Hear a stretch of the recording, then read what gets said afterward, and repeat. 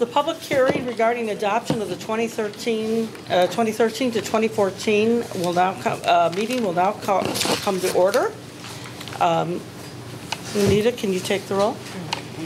Randy Brockway. Here. Lisa Gaynor. Present. David Kadama. Here. Rachel Morello. Here. Michael O'Brien. Here. Arthur Perry. Present. Mary Rose Mangia. Here. Can we all rise for the Pledge of Allegiance? And we're going to be assisted by Zach. It's an honor. I pledge allegiance to the flag of the United States of America and to the republic for which it stands, one nation, under God, indivisible, with liberty and justice for all. Thank you. He had to switch hands. I know. Did you see that? He was going to throw. We have somebody. Wow. That was it. The special. Isn't it 2 hearts? Doctor? Yeah, I was going to say. Alrighty. Nothing. Thank you. We don't have anybody for public comment today. Thank you. And do we have any comments? Well, that's it. There being no comments on our budget. Any discussion?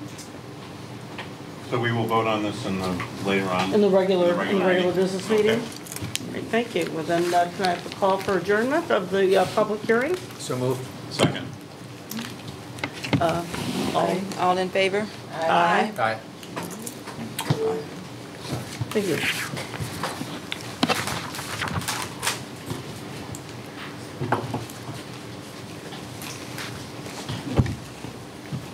I'm now going to call to order our regular business meeting for today.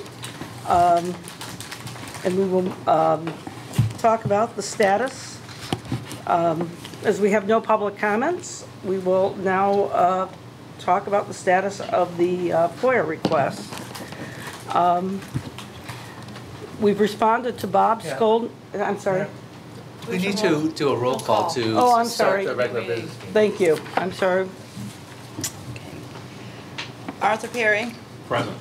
Michael O'Brien. Here. Rachel Morello. Here. Lisa Gaynor. Here. Randy Brockway. Here. David Kadama. Here. Mary Rose Mangia. Here. Thank you. Now I will update the board on the status of the FOIA requests that we've had over the last month. We've responded to Bob Skolnick for several, his request for several invoices that were approved for payment on September 17th, 2013. We've also responded to Bob Skolnick's request for a memorandum of understanding that was approved after the closed session on the July 17th board meeting. We've also responded to, the administration has responded to Mary Jo Roebling's September 11th request on the Illinois 5 Essential Survey. She requested the full report. We've let her know that it was not yet available to the public. And then we have an unusual request from, which we responded to on September 23rd, from John Seidel of the Chicago Sun-Times. He was looking for records of bills, invoices, reports, proposals, proof of insurance, license records for any business the district might be doing with Lembeck and Sons True Value hardware and A1 building maintenance and plumbing, which both of Berwyn. And again, we also supplied Bob Skolnick's request for the two presentations that were two presentations that were viewed in the Ed Committee and the Finance Committee.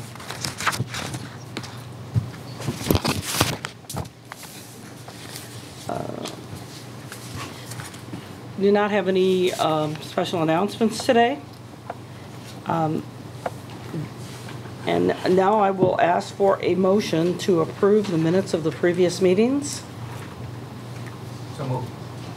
Second. We have, All in favor? Aye. All opposed?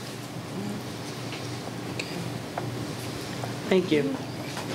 Ramesh, our owner's representative is going to give us a presentation on our construction projects, which we were happily rededicated Blythe and Hollywood today.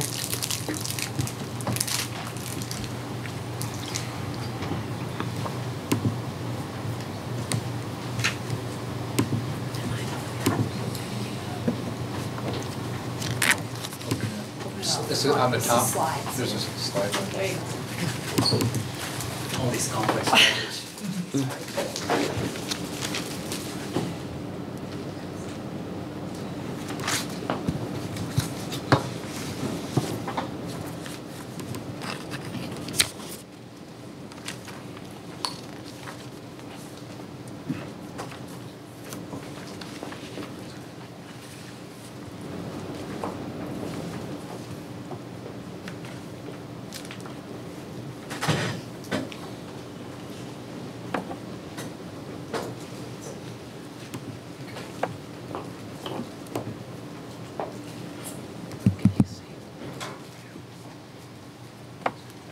I don't think we need this.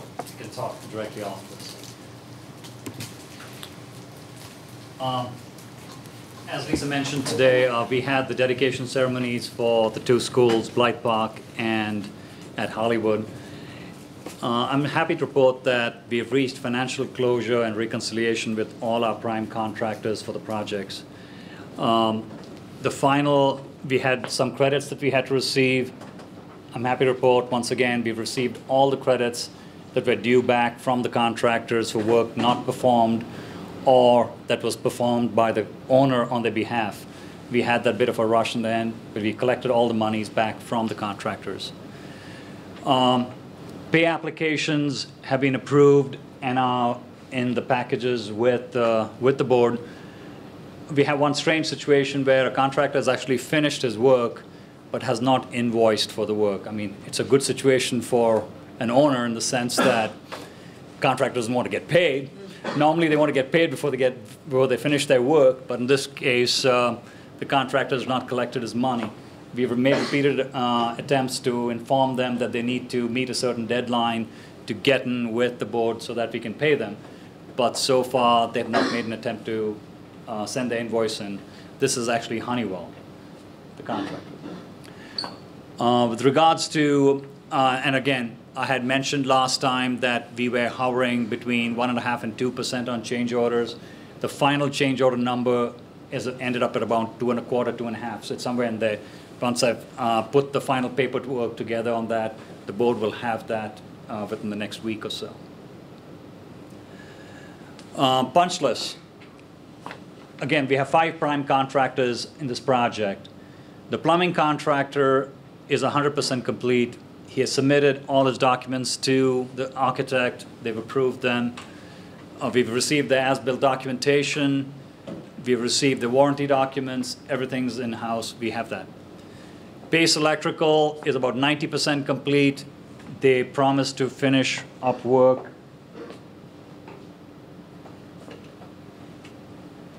within the next week or so. They have about a week's worth of work. Simpson's a general contractor. He has a couple of major items still to do, completing a couple of partition barriers that he has to install, but he's made progress since the last time. Acitelli is the mechanical contractor. He has a strange situation in the sense that we've had a warm fall, so he cannot turn the heat on, so he cannot do the test and balance that's required for him to finish up his work. So as soon as he can start the boilers up, he'll attempt to do his test and balance. Normally by this time of the year, we do have a heating session, but we've not had that, so they're not able to complete that portion of the work.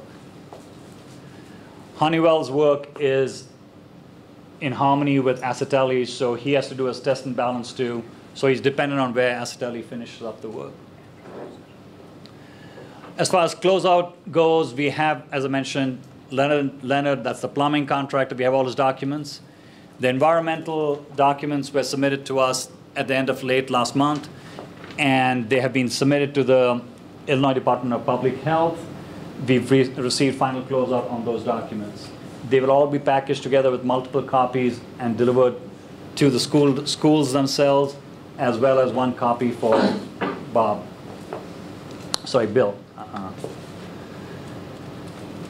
Now this happens to be Vistara's last board meeting officially as per our contract. So, and I had mentioned that I would talk about lessons learned on the contract. I mean, what did we pick up? I mean, what worked, what didn't work? I tried to bring up some key items out here. The first one is on contracts. I really like to stress that you want to avoid T&M contract. T&M stands for time and material. That's an open-ended contract where you award a contract to a professional and say that you bill us for work completed. That means you don't have a cap on it. It can go as high as it wants or as low as it wants. You obviously want it as low as it wants, but no one sticks to that, and you're pretty much at their mercy. And in this one, the problem that we had was with United Analytical, who was your environmental consultant. His number was almost 2.5 times the budgeted line item that was there, because he billed whatever he worked on an hourly basis. So I like to work with what I call firm fixed contracts. With the architect, I believe, once again, rather than a percentage of the construction, you want to go to a firm fixed fee for him as well. Because what happens in that case is, anytime the volume of the contract expands, he gets more money. It means for every change order, he makes more money. You don't want that situation, especially if it's an error and omission on the contract, on the architect's behalf. You don't want to pay him for a mistake that he made. So that's the second point that I wanted to make. The third thing is, you should have very explicit documentation in the contract that requires the architect to be present in the field during construction.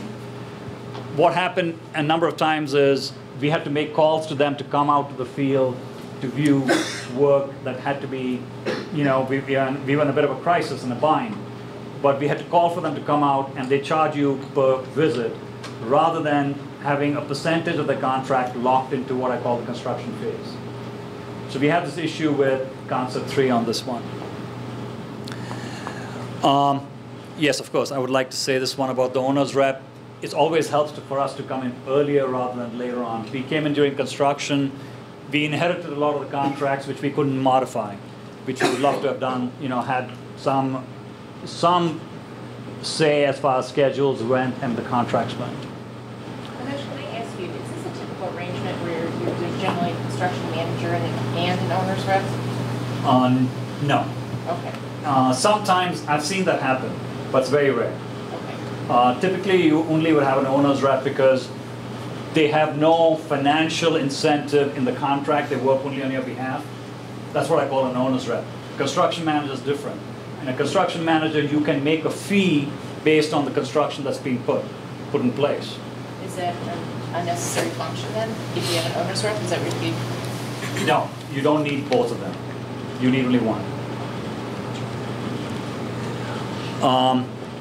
This one was a bit tricky. What I found was there was a security clearance policy that was required of your professionals. You required it of the architect, the owner's rep, but not of the contractors. They were self-paced. And you could very easily have problems there because you asked them to self-certify whether their workers had a criminal background or not. And there was no way to verify this portion of the work, and they were present in your schools in greater numbers than me in Concept 3. Just had this discussion as part of policy. Right. So, I mean, can we discuss that for a second here? Now, Sure. You're saying that we had tighter security on you and Yes. the architect. Oh yes, we submitted to fingerprint saying we went through the whole security process.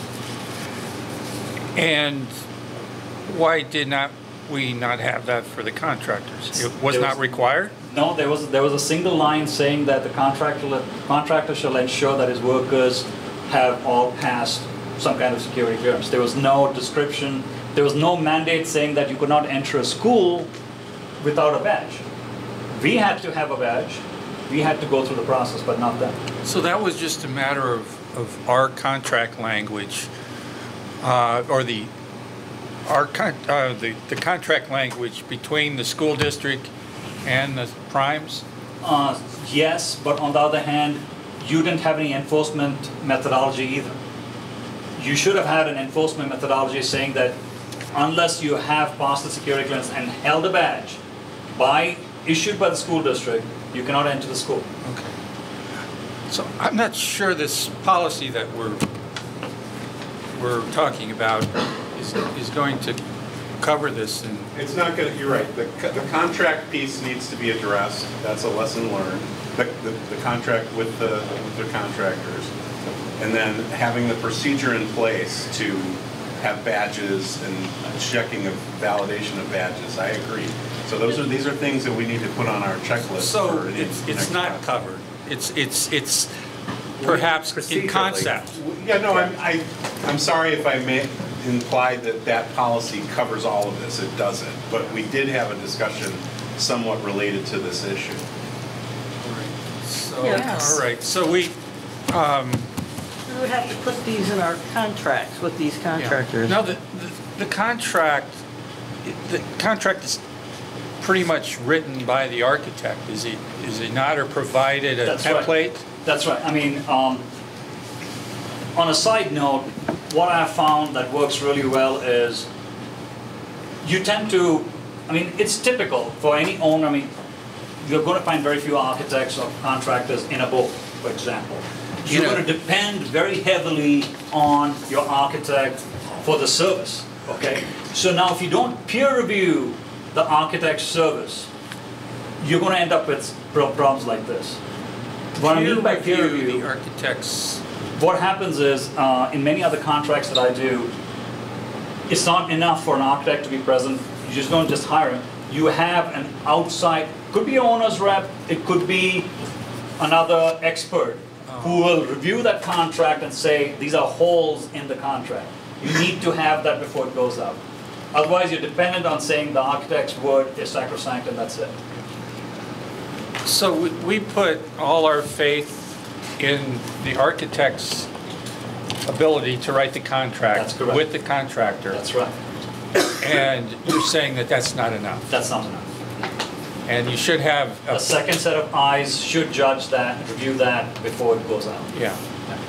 And there are a lot of loopholes in this, which I pulled up during construction, which I pointed out to Concept 3, and they said, it's already written, so we can't do much about it. So this group has done work for us in the past, Yes. and they've done work for other school Oh, districts. absolutely. Okay. All right. I mean, I call it peer reviews. I mean, it's what you call best practices. You know, you should have a process by which, not just judging the design itself, but the contract language that's put together, because you're expecting everyone to live by that language. That's what I call it. I said currently it's self-enforced. You're dependent on what's there, you know, by the contractor and what's there by Concept 3. That's it. So if we would have had someone like yourself, We do a peer review, definitely. We do. you would have Yes. provided that Absolutely. set of eyes. That's correct. If you had hired a construction manager, you would have expected the construction manager to do the same thing too. That would be part of the services that you would have expected. I'm not trying to toot my horn, but I was saying that this is a service we provide. But I'm just trying to say that you need someone to protect you in the pre-construction phase as well. Otherwise, in construction phase, you're inheriting the problems that were set in stone in the pre-construction phase. That's all I mean. I couldn't change it. There's no way I could go and say, Simpson, go and certify all your workers. I could not do that bit. Ramesh, are you also saying that by peer, you're meaning someone in the field, not legal service? Oh, you don't need a legal service. Right, I mean, it's just, Oh, it's absolutely basically not. just peer. That's Okay. right. Just look at the document, ask the question like, does this work? Bring it up in a forum like this or to a select group, you know, who reviewed the design and say, is this acceptable practice? And someone could have said, no, we can't live with this. I mean, we need everyone to be security cleared. We need these policies to be written into the contracts. It's important. And these are not expensive services at all. I mean, you're talking about 6 to 8 hours of someone's time, which could have saved you a lot of grief in this issue. So in this case, peer review would have been a person like yourself? Absolutely. Okay. Someone like me, even another architect could have done that. Someone needed to go through that, is what's called the front-end documents. You have a huge section in there of front-end documents, which needed to be reviewed. Concept 3 was performing the construction network too. Am I right about that? They were Yes. serving a dual role? And that's what What they was did that?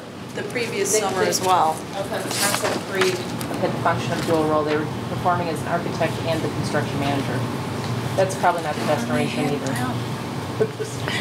So Ramesh, do some of these things with contracts and things actually become clear up in the bid specifications? In other words, you say this is what we're going to require when the package goes out to bid, these kind of contracts, these kind of, is that the Right. timing? Absolutely. In fact, what you have is what you call a pre-construction meeting, so, a pre-bid meeting, sorry. At the pre-bid meeting, you read out these rules and regulations, and you tell the contractor that they need to abide by these. It's very important that that procedure be followed and incorporated as part of the contract. The last point I wanted to make is the need for a strong site superintendent. We had 2 superintendents on this job. One was acceptable, one was extremely weak, okay? He had a hard time controlling the project. That's the main reason why we struggled at Hollywood to get it done, because he had no control on the subcontractors, absolutely none, zero control. And if you had interviewed that person, you would have known it immediately that he is not the person for this job. You need a strong personality. So I understand this is public work where you're bidding it out, but you could have insisted that Simpson submit resume. You have plenty of time in the pre-construction phase. Submit resumes, meet the person, and you could have rejected this person as saying, you would have instantly known that this is not the person for this job. It's critical that you have a strong superintendent, because he or she is the one who really maintains the discipline, the cleanliness of the site, the project schedule. There was absolutely no way we could get this documentation out of this individual. We had to hound his company to get this information. He stopped attending meetings. So those are critical aspects, and the site superintendent is the person in the field who you work with on a daily basis. Very important person. So, in this case, he worked for Simpson. He worked for Simpson, that's correct. Okay, and Simpson was the general contractor? One of the primes. One of 4 primes. One of 5 primes. 5 primes. That's right. So, why was Simpson and this one person given that title of the site superintendent? Okay. This construction, the way the contract was phased, it's a very, it's a typical CDB format contract. That is, you try and get 5 primes for the 5 key trades, okay? Mechanical, electrical, plumbing, architectural services, and controls. But the problem with what happens out here when you have 5 primes is, each prime is a king. You have 5 titles now. They are not bound by the work that's being done by the other 4. However much you write it into the contracts, they stick to their own schedules. So when they act, on the first day of this project, when I came on, I got 5 different schedules, and I overlapped them. None of them made any sense. Because when one guy's staring out a wall, the other guy's putting a piping through it. Yeah. No one had talked to each other before. There are really big complications of having this. If you had had a single prime with a single general contractor and a superintendent, he exerts that control, he or she exerts that control over the subs. In this case, Simpson had no control on the other 4 primes. So really, the site superintendent who you talk about, I mean, just the way it was structured, Yes. it didn't give him Right. the authority that he needed. Right, but on the other hand, it was still his job. There was language in there saying that he had to coordinate the other trades, and he never did. He was required to tell the other trades, at least in writing, inform them that you're supposed to be in this particular space at this time. So although there are 5 primes, 5 kings, there's One bigger king. one bigger king. That's right. And that was the Simpson. That was Simpson. Right. Okay. And the last part of it is, you must insist that if you have a prime like Simpson, who's your general contractor, he must self-perform a majority of the work. Simpson did very little of this work. Most of the work was subcontracted, so they were beholden to even more ponds, is what I would call it in the project. And that was not clearly visible in the initial bid.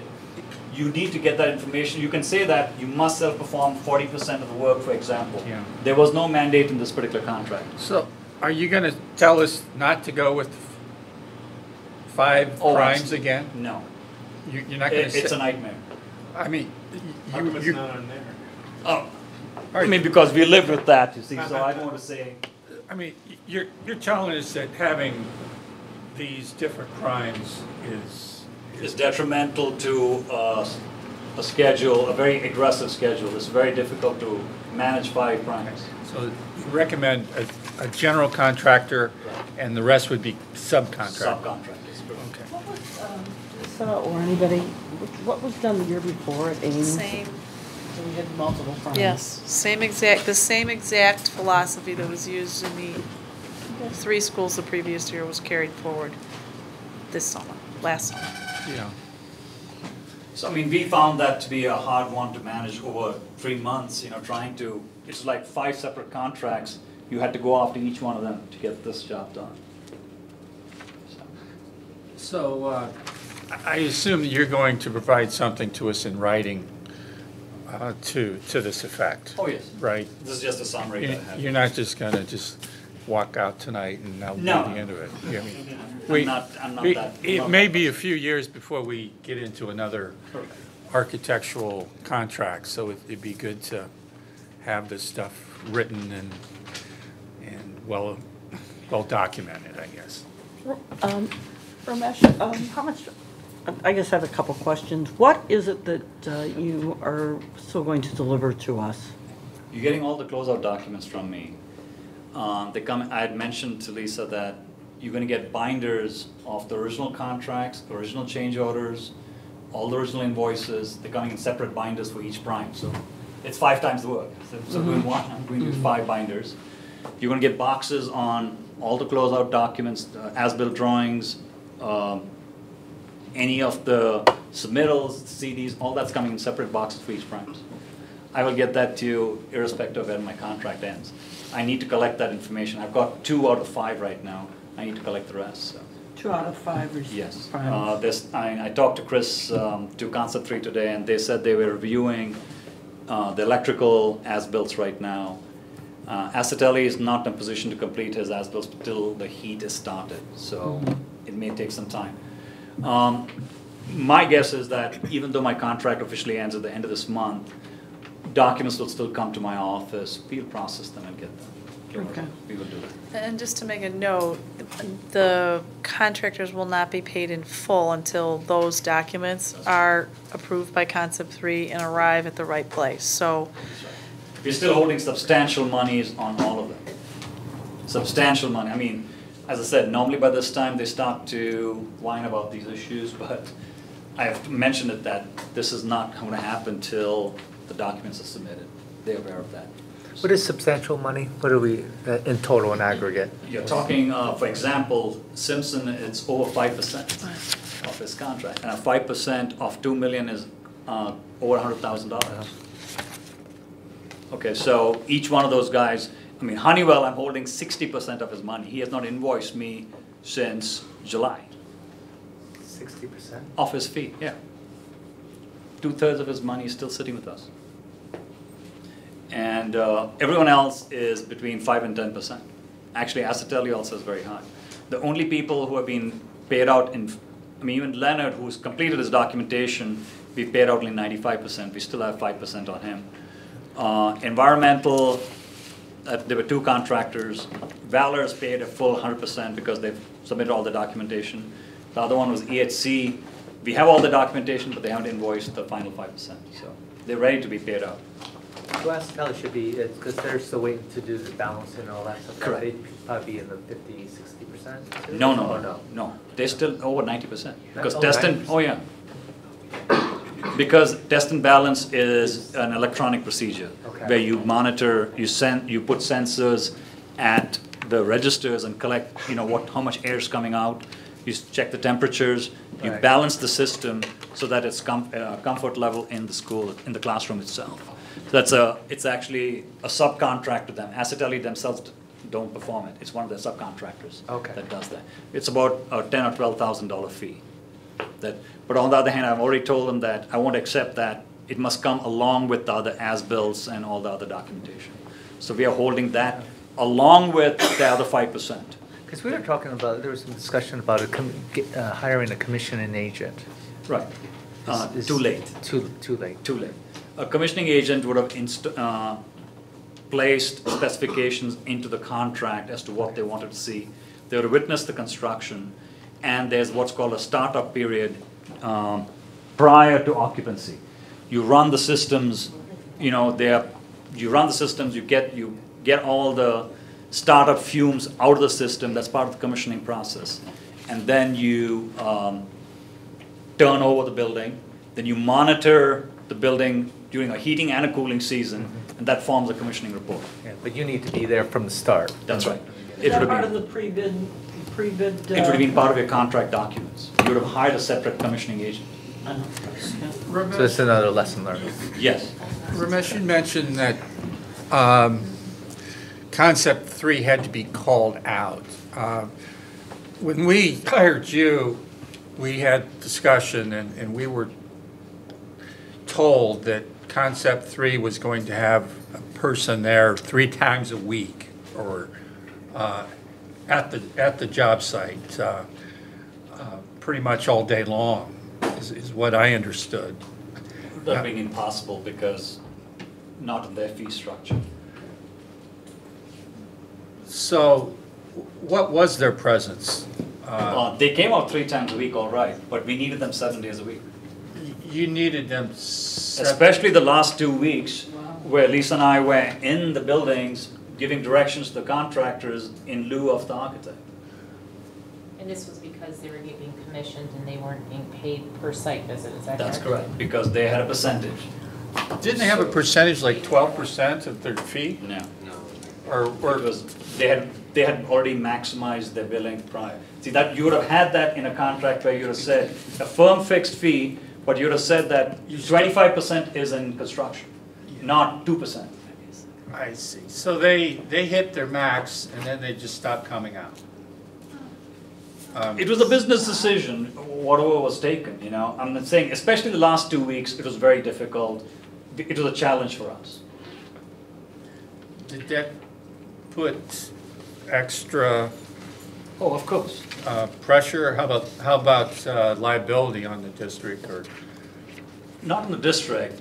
It affects the quality, number one, is the way I put it. The quality of the work? Absolutely, because you hired a professional architect to render a service.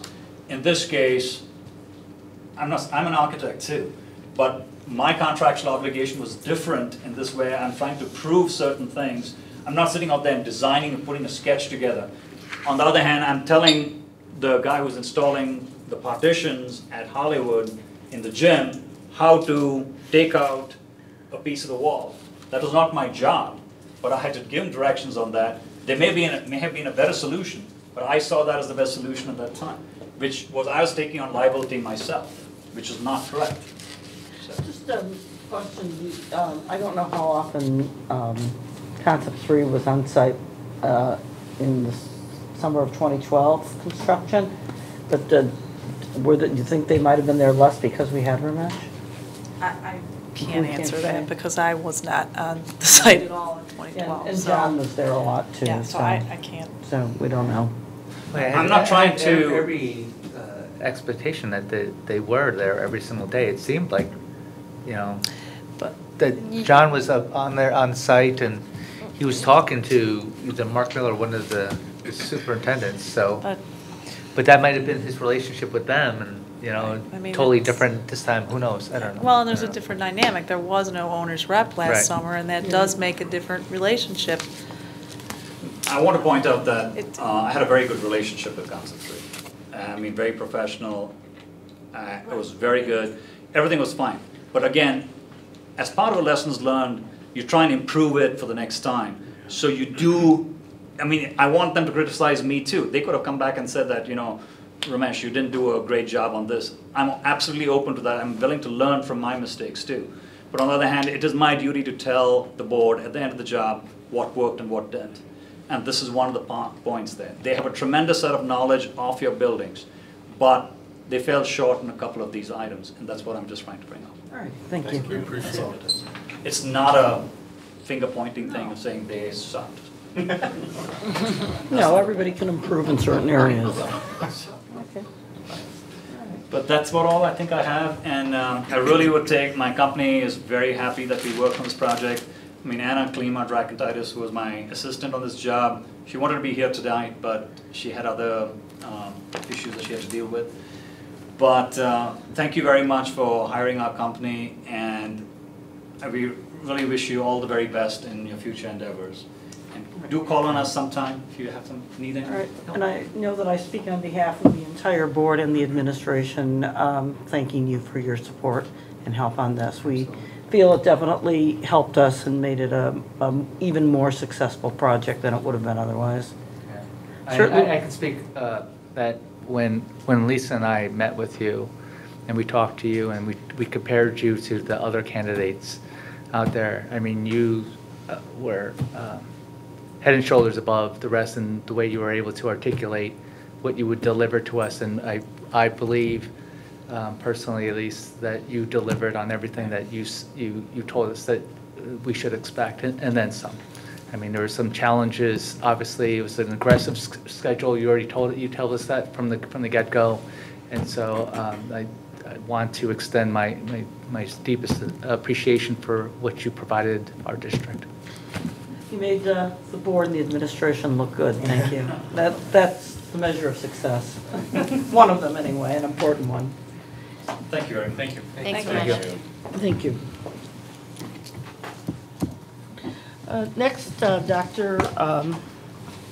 Bhavna Sharma Lewis is going to provide a report on our guiding principles. Okay. We report every month on our 3 guiding principles, the first one being academic and professional excellence.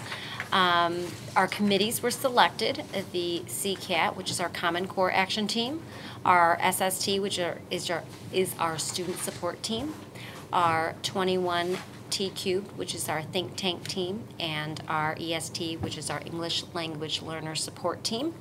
The 4 committees were established and have started will be starting to meet in the next coming month, with the exception of SST, who met on Monday, October 7th for the first time and attended a Paula Kluth Institute Day with District 181, which is Hinsdale. We'll be meeting with them over the period of 6 months and then reporting out to you throughout the year on our progress and how we're going to bring RTI programs into the district. The exciting news is this, which speaks a lot to our staff's commitment and their high level of involvement and professionalism, that we had, out of 140 certified staff members, we had 70 members apply and accepted to participate in this process. Dr. Gannon and I have been to 4 out of the 5 schools for our ISAT parent meetings. We shared with them the district results, similar to what we presented to you on October 1st at the Education Committee meeting. In addition, we shared the new format of the new state report cards, which will be released on October 31st. This Friday, the 18th, ISAT results will be sent home to all students, an individual report. So parents will be receiving that, as well as a letter explaining how the standards were, 25% of the questions were based on the Common Core standard and how the results were higher with the cut score. ADLT, which is the All District Leadership Team, will be having their first meeting in November. This is a committee that is with the district leadership team, which is principals and the directors, as well as a representative from each building level team. This is a committee that has been outlined in the contract. They meet 3 times a year to plan and collaborate about professional development and district improvement efforts.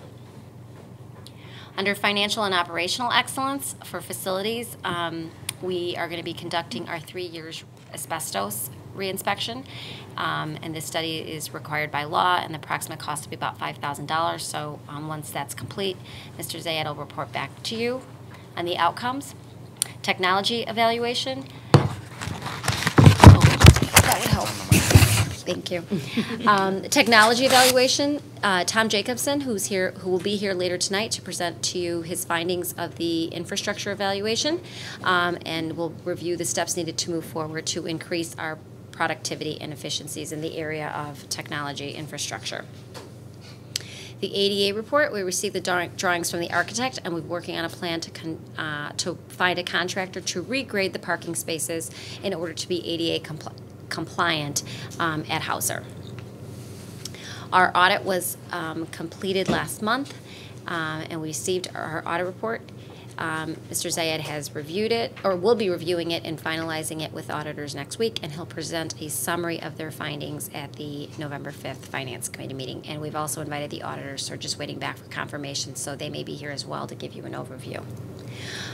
For our rigorous communications, we have 4 out of the 5 schools, well, I should say 3 out of our 5 schools are up and running with social media, with Facebook and Twitter, and that's Hollywood, Central, and Hauser.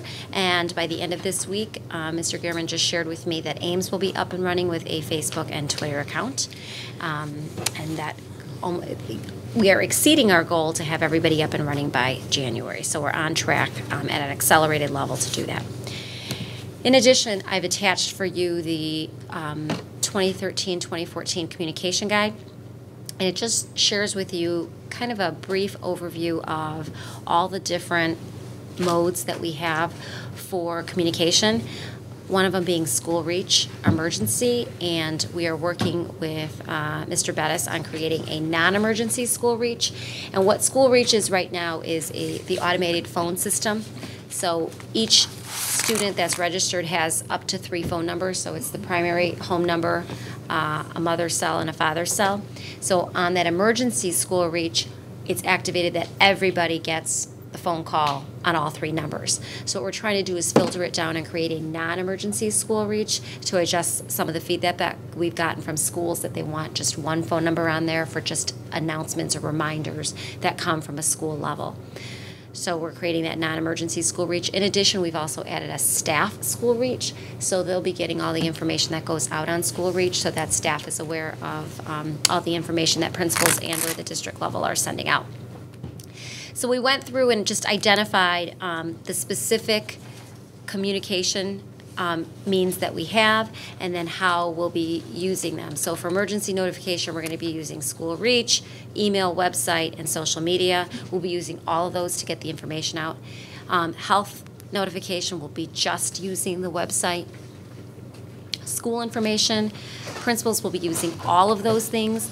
And I think in the initial document that's on the current website right now, there's a primary means and then there's alternate means. We're going to be using all of these as primary sources, not the only sources, but primary, all of them, and using as many as possible to get information out. And same thing with district information. We're going to be using 4 out of those 7 things to update people about district information. And then the PTA or PTO information is going to be in the Wednesday backpack, as well as on PTA or PTO specific websites. And then Board of Education will continue to use the email and the website to update the community about any Board of Education information, minutes, agendas, and or the follow-up that we'll be sending after each meeting. I'll start off with the communication guide. With regards to social media, have we developed protocols for all the schools with regards to things like, whether or not we're going to allow pictures of children, of our students, to be posted on the Facebook or things of that nature? Each school is doing the same thing when they have that photo release policy, so they will not post pictures if they don't have the waiver of the student. Okay. And then just what other, other protocols that we're trying to find? Are we going to have, I guess my question is, are we going to have consistent policy for all the schools? As soon as all the schools are up and running, what we're going to do is get feedback on what specific things were working and what weren't working. Okay. And then we have a sample policy from IASB that we're going to be sharing with you. Our goal was to at the January policy meeting, share with you what actually has worked, if there's anything in the policy that we need to update or change. Actually, the last report we had, Hollywood was pioneering or whatever. Piloting. Piloting? Piloting. And pioneering. Pioneering. Has it been expanded to the other schools? Yeah, she said Yes. 3 of the 4. Yeah, Central and Hauser are up and running, and Okay. Ames will be, our goal is to have that up and running by the end of the week. Could you elaborate on health notification and only using the website? Give me an example of. Is that like the lights, notification So like that just no went out? longer if that's particular, if that's happening in a child's particular classroom, the only place that the parent will get notification is if it's on the website. No, this is something, if it's district-wide, we'll continue to do through the Okay. schools. Yep, the principals get that information So from if the it's nurse. class-specific, something like, it will still go via email Correct, to 'cause the that's parents? school news. Okay. Yes. Oh, I guess this is district news, I'm sorry. No, that's okay. You know, and this is kind of going to be a fluid document as things change. You know, like I said, we're still in the piloting stages. You know, if we need to say, okay, something is primary, we'll continue to we'll make that a primary So and change the it. newsletter, the new newsletters that you've been doing, how does that fit into, is that another element that needs to be on this chart, or, do you know what I mean? Like those, For the board or for the district? both? I mean, is that considered email? Yes. Okay. Yep, we send that out like through Power School email. And put it on the website. Okay. I just, So the report back to the board in January, is that something, so it's a report to the board and then possibly an agenda item for the policy committee? Mhm. And we'll let you know probably by the end of November, because that'll be the end of the trimester, and I know I'm working with Ms. Keller on kind of creating a report of how the first trimester of social media went, and what do we need to do to make it policy and procedures district-wide. can I just also have clarification? I think I heard you mention that you're sending home ISAT scores next week. Did I hear that? Friday. Okay, that's a change in policy on how we've done it in the past, correct? Because it usually has gone home with the report cards, and we're not there yet, right? So we're doing it sooner than we did before, and it's just going to be a separate publication, hard copy, electronic? Hard copy of the student's individual profile, along with a cover letter from myself and Dr. Gannon on the changes in cut scores and why they happened. Okay. Question on the ADA parking. So where are we now? So with the grading, I understand the grading. Is it still three spots in the back, and then have we worked out? So do we know exactly what's going to happen out in front? No, that's the village. That's So the- we're working, right, right. the village is working with us on the front. We have not gotten a report back Okay. because they've hired their own engineers for that. The back parking lot is our responsibility. So that's 3 spots in Correct. the back? Okay. 3 spots that'll take up 6. 3 spots. that 3 take up- handicap spots, that take up and a 6. handicap spot is equal to 2 regular parking spots. So this will take up 6 spots in the back. Uh-huh. And this has to be completed as soon as we can get it completed? Correct. Because is there at some point, if we don't have it completed, then there's a penalty or fine we have to pay? And are we still in that Yes. window of no fine as long as we Yes, get it right now we fixed? are. Who would be paying the fine to? Who's that go to? What I know body? the Attorney Attorney General General? assesses the fund, so this would be.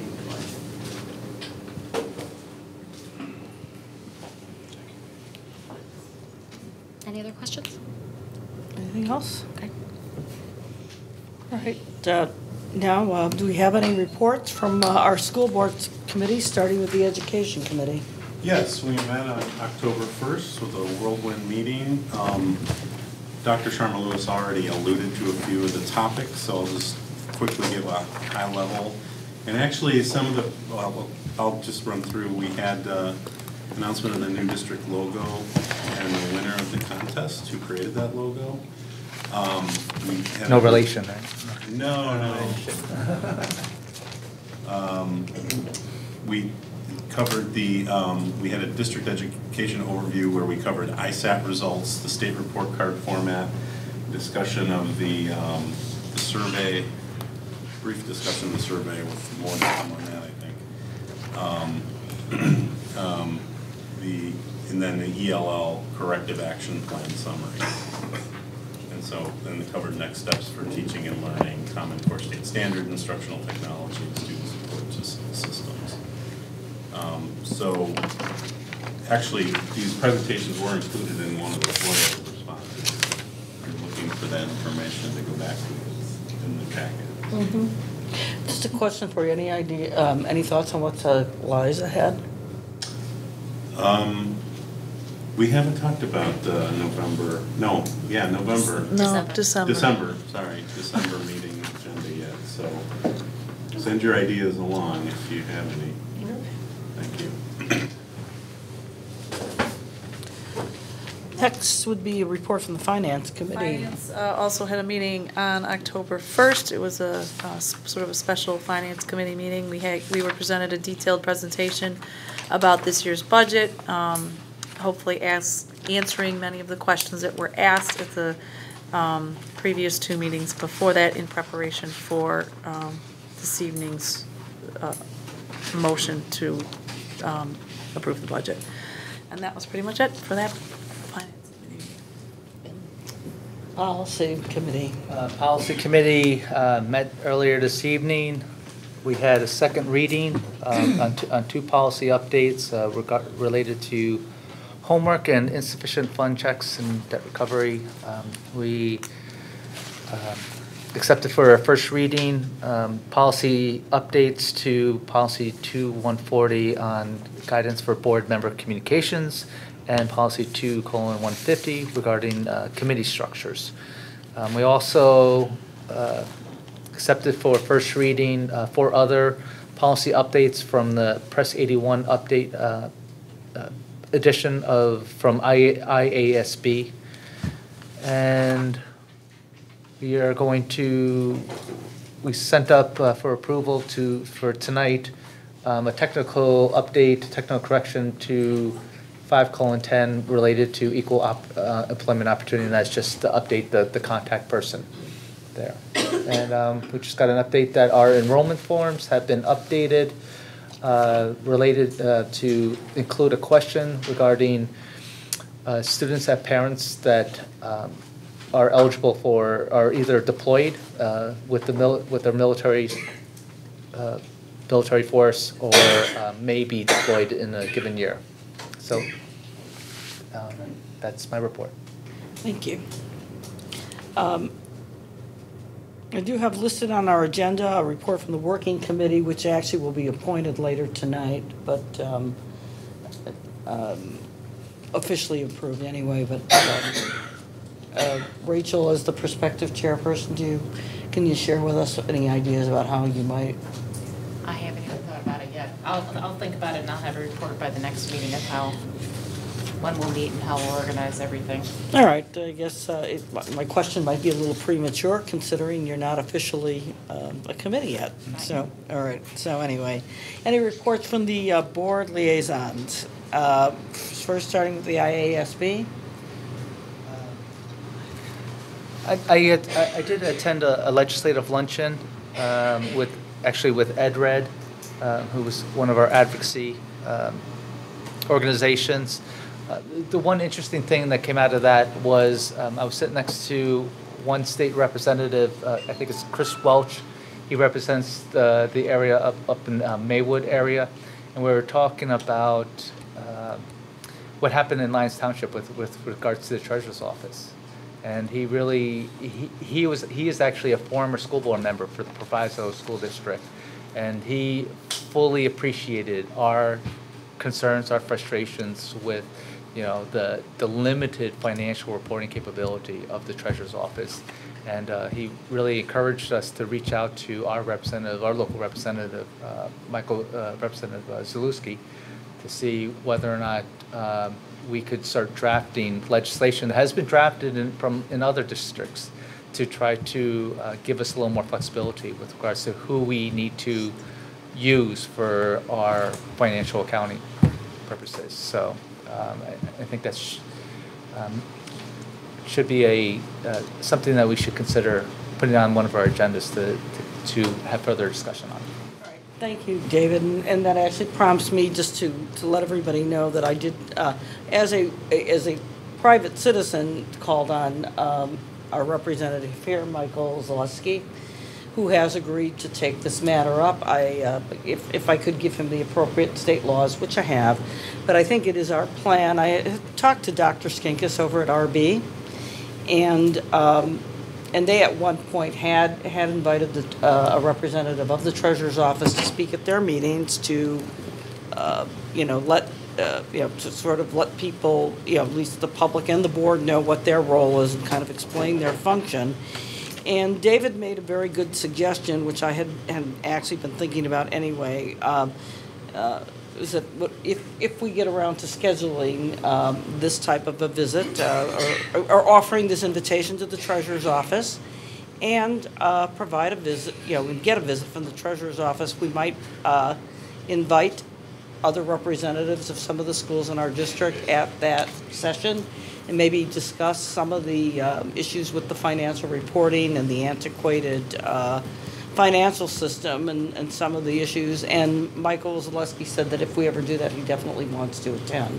So I think we put it on the finance or in the finance committee's follow-up to try to set up that meeting. I'm in the impression we want them to come and talk about their services to us. When we do that, to invite these other interested parties. What would be like a prospective date, or either committee or a board meeting where we might want to invite them? I mean, I was thinking it could be a finance committee meeting because it's kind of related to finance. Right.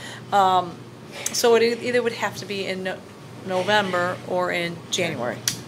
And I'm kind of thinking, I was going for January. Well, we're going to definitely need some lead time. Right, to set it all up. So when we sit down and work on the November agenda, I was going to ask that Zach reach out to the treasurer's office and try to help us make that connection.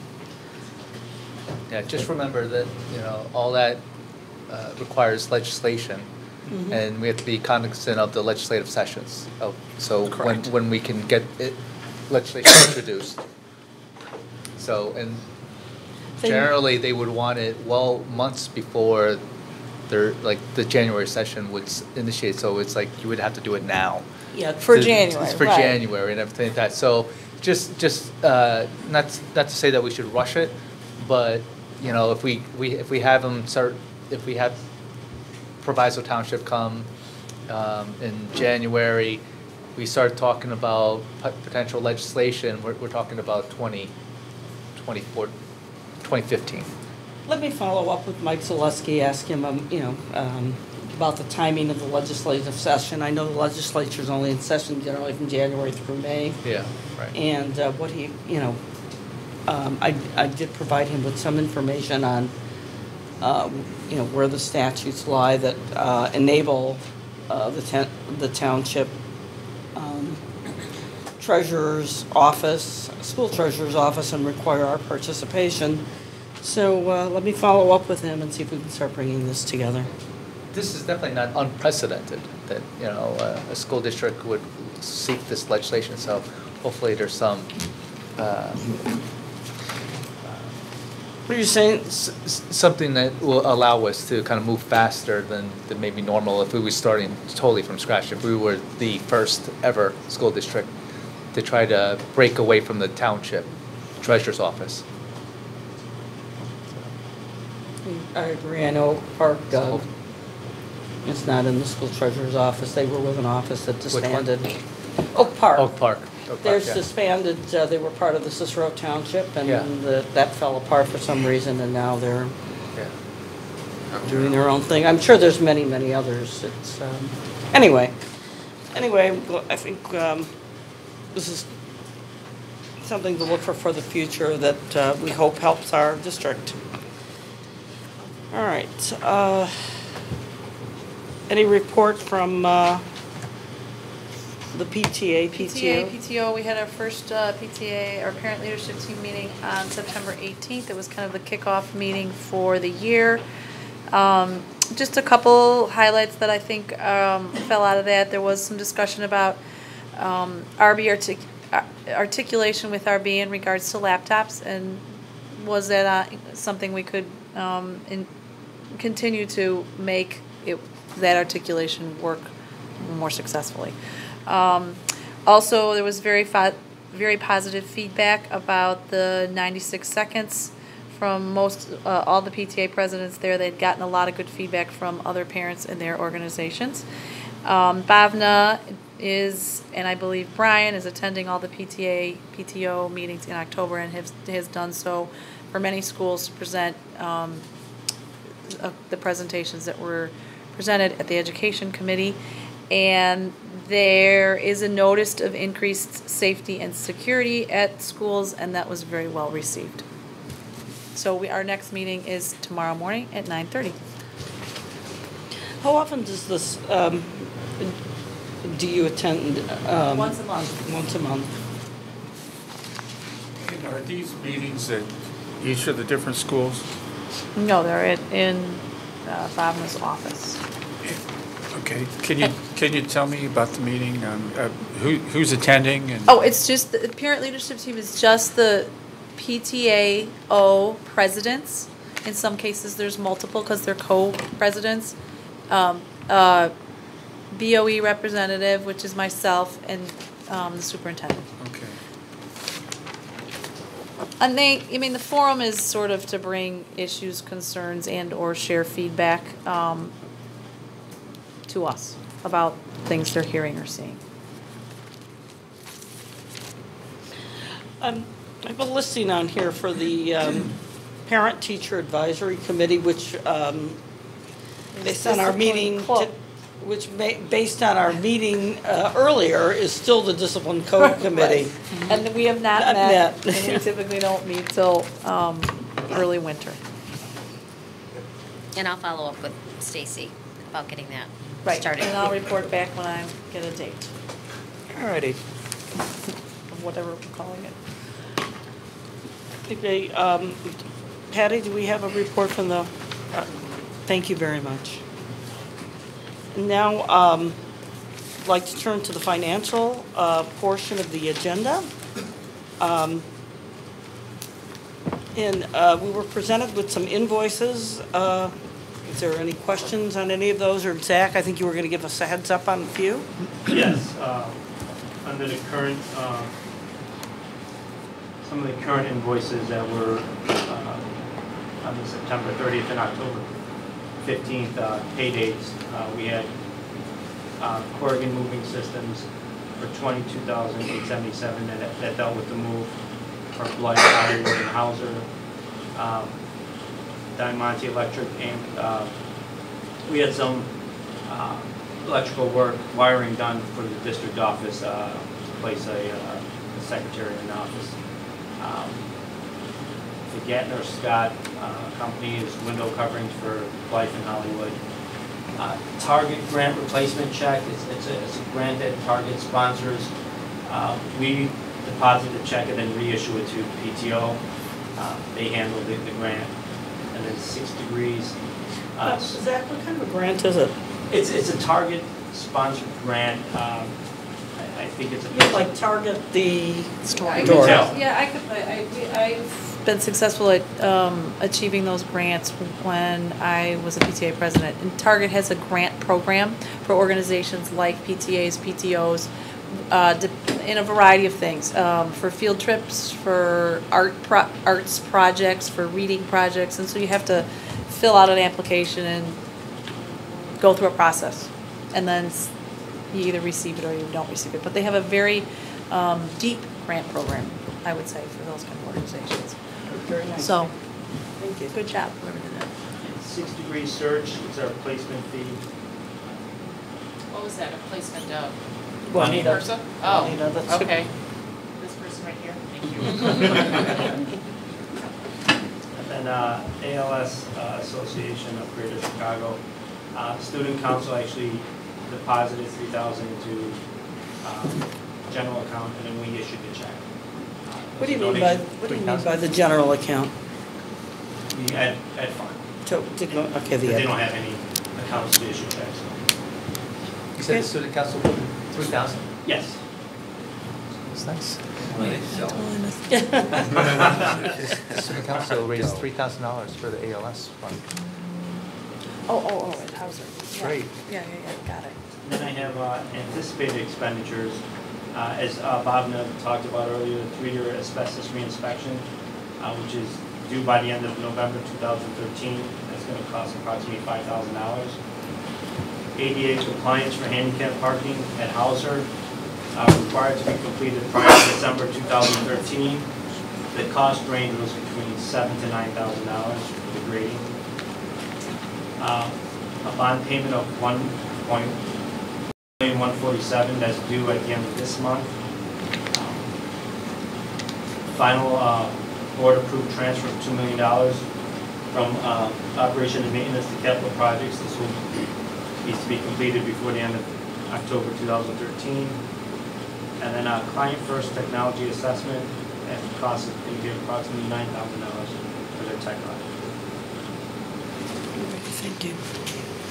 I just want to say, I appreciate you highlighting some of these issues, some of these items on these invoices, because it's something that, I've been looking forward for some time now. And, instead of me trying to search through all these things, just if you could just bring them to our attention to help us, it's really helpful. I appreciate it as well. Thank you. Zach, is there, I've heard about a roof repair needed at Hauser. Can you talk about that? We actually called the company that originally did the patchwork. They're expected to come out again, reseal where it's leaking, but that roof will have to be, it's on schedule to be reworked in the summer of 2014. So this is just a patch to get us till next summer? Correct. Okay. So it's not a major expense? No, as of right now, no. So, on some of the items, like you're mentioning Corrigan, the moving, so that's hitting the account for capital projects and stuff like that?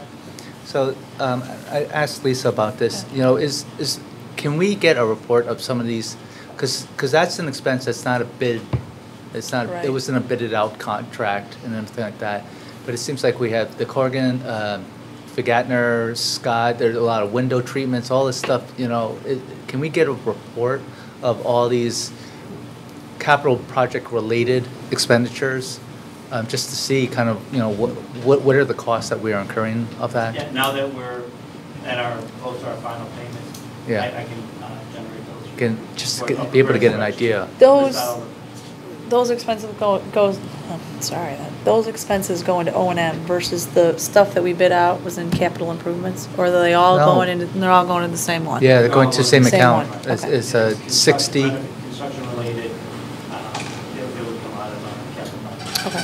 These are all, these expenses that David mentioned, Corrigan Moving Yeah. and Figatner and Scott, are all related to 2012, or 2013 construction. So that would be encompassed by our budget and our spreadsheets and. Correct. And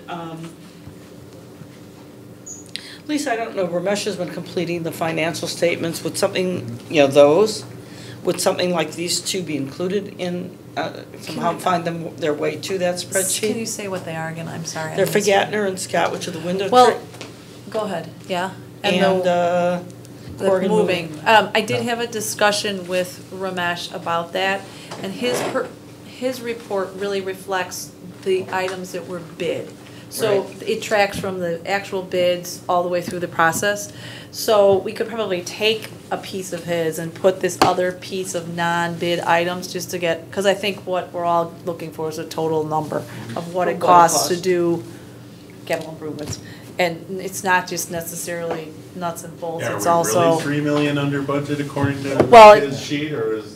We're 3 million for yeah. the bids. I mean, Yeah. this is So accurate, we- but that does not include things like blinds or Incidentals. desks Right. or Yeah. incidental furniture that we might need, because we have a different space use that we didn't have before. So something that we had before no longer works, so we had to fix that. It's worth, I think, looking at, to be able to just marry that up. Zach, have you had an opportunity to, become familiar with those spreadsheets that Ramesh does for us? They're complicated, they take a little while. Yeah, I've seen them. From the totals are fine. Yeah, there's a lot of information in there. But also I can go back and, knowing who the construction invoices are, I know which ones were out to bid and which ones were not. Yeah, I like those spreadsheets, because I can generally, with one exception this past month, tie out between the invoices and these reports, and Ramesh's reports. Right, So, and you it's will be great. able to tie out, there was one, this report was Simpson. issued before that pay-app arrived, and Oh, they okay. approved it for this board packet, but he couldn't be updated soon Okay. enough. So, Okay. I mean, so you're absolutely right, you can take everything that's on here and tie it right to an invoice, and Right. And I was wondering, Lisa and I, you and I have talked about this a couple of times, sort of tying out last year's spreadsheets and making sure that our final spreadsheets there, tie out with all the invoices. Is that something that is worth doing, do you think, or? It might be, but I do not think last I don't year's project. spreadsheet was set up anywhere near like this year's spreadsheet is set up. No, Can we I- at least see if the totals? What I could do is I could go back, because actually I was looking at the last 2 years, and there are some expenses that were from fiscal year, toward the end of fiscal year 11 that were coded as construction. So I can do a spreadsheet which gathers all the information, all the vendors, all the construction vendors, and see what that totals to and if it's close to what. I mean, we do have a spreadsheet from, I don't know if you've seen the spreadsheet from last year, but I have it, so I could share it with you. It's got some of the same facts that Okay. Ramesh's does, not to the same detail level. Would you Right. I agree? think we improved on it. It was something, again, that Mark Miller at Concept 3 was keeping for us. And the only reason I even bring it up again was that when John did his presentation in the bump out room that explained all of that to us, a couple of the exhibits just didn't tie. And I did go to the trouble of getting all of John's exhibits so that, so that if we wanted to go through and see where we are, we could do that. And, again, something to I know your plate is full, Zach, but something Yeah. else to see if we can put a bow on 2012 as well. Are there any other questions before I ask mine? On the finance piece, I just want to make sure everybody gets theirs out. Zach, I was wondering if you could tell us a little bit about the Impress Fund. I don't know if you had a chance, I looked at. Yeah, I saw your email and about what the balance was. It's actually been around 9,000 for quite a while. I did have my staff pull some information on on those donations. They're still in there, that is correct. Is that your question, mainly how much the balance is, or? Well, the balance according to this as of September 30th was $3,648.99, and based on what, I found out a few months ago, it had those donations in them, so. Well, this is a timing issue too. Normally, the amount is about $9,000. And because we're on a cash basis, we issued a check that didn't clear till the following month. So the balance is, the check was to ComEd for approximately, 5,000 something. And if you add that in, you're at your 9,000. So that's why they're so low. And will that be replenished, and what's the process for that? The way we replenish the Impress account, we total up any checks that were written, get that total, and deposit that back into the account, that exact amount. All right, so that'll be coming, because you said it's a timing issue. Yes, so next month you're gonna see about $9,000. And I see this checking insurance benefits account, is that a new one? No, the treasurer calls it the Cafe 125 plan. It's the flex spending account. Deductions from employees' payroll are deposited into that account, and then expensed according to reimbursements. Thank you. Can I have a motion? Are there any other questions for Zach? Can I have a motion to approve the payables pre-list from September 30th, 2013, October 15th, 2013, and also the payables pre-list for MetLife Insurance? Just for the A through C? A through C, A yes. through C. So moved. Second. Roll call. Okay. Randy Brockway, Yes? Lisa Gaynor, Aye. David Kadama, Aye. Rachel Morello, Aye. Michael O'Brien, Aye. Arthur Perry, Aye. and Mary Rose Mangia. Aye. Well, thank you. We've passed, we've approved the payables pre-list, items A through C. Are there any questions on the 2014 stipend positions as of October 15th, 2013? The report in our packet.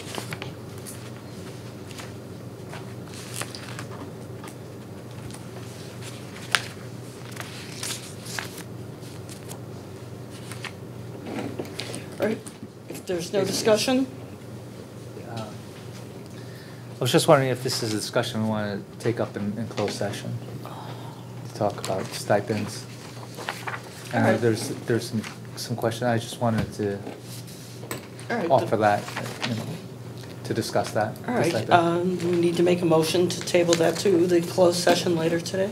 Yeah, I'll make that motion. Second.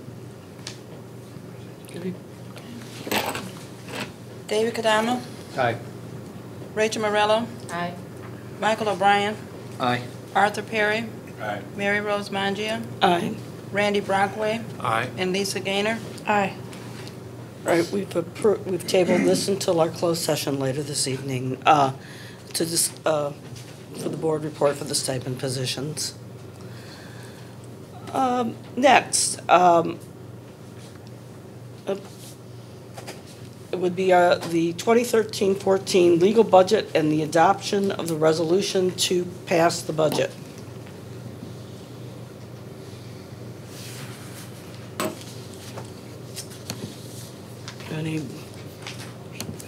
Can I have a motion?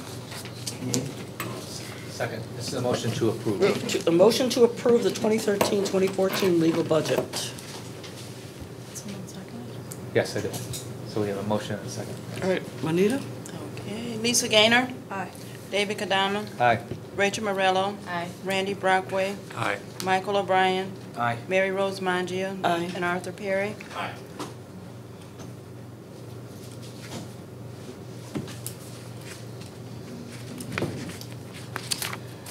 The next item is the approval of the Articles of Agreement for the LaGrange Area Department of Special Education, LADSI, which is a joint agreement of special education cooperative formed by 15 school districts in East DuPage and West Cook counties. And this would be a special education joint agreement organized to assist member school districts to develop and monitor appropriate education programs for students with disabilities. Would anybody like to move that the Board of Education approve the LADSI Articles of Agreement? So moved. Second. Been moved and seconded to approve this agreement? Lisa Gaynor, Aye. Rachel Morello, Aye. Michael O'Brien, Aye. Arthur Perry, Aye. Mary Rose Mangia, Aye. Randy Brockway, Aye. and David Kadama. Aye.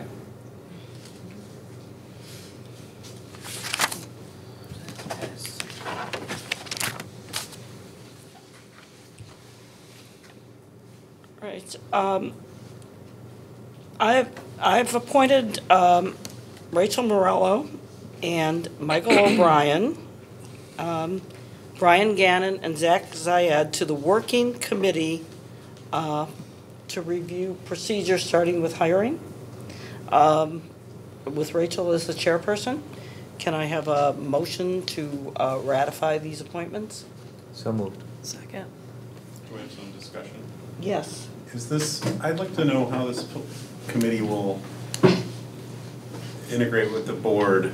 You know, how do you expect to develop findings for this committee, and how will they be reported back to the board? Do they need to impact the policy committee, so on? I think what we'll do is, and how I contemplated this, we'll meet and come together and come up with some language that we can all agree on. Everybody will contribute as far as what they think is important. And once we have a policy we're all comfortable with, we could present it to the policy committee, or we could present it to the board as a whole. And if they want to discuss it, then we can do it during the board meeting. I'm flexible since it's a committee of its own. It's not really a subcommittee of a policy committee. Did you have anything different contemplated? No. I mean, did you think any part of it would have to go through education committee if it's hiring? So you see it more on the policy side? I just noticed that it was determine which policies need to be addressed. That was the wording that I was seeing, so I was just thinking about that. It's just one policy that's going to be addressed. Oh, so. okay.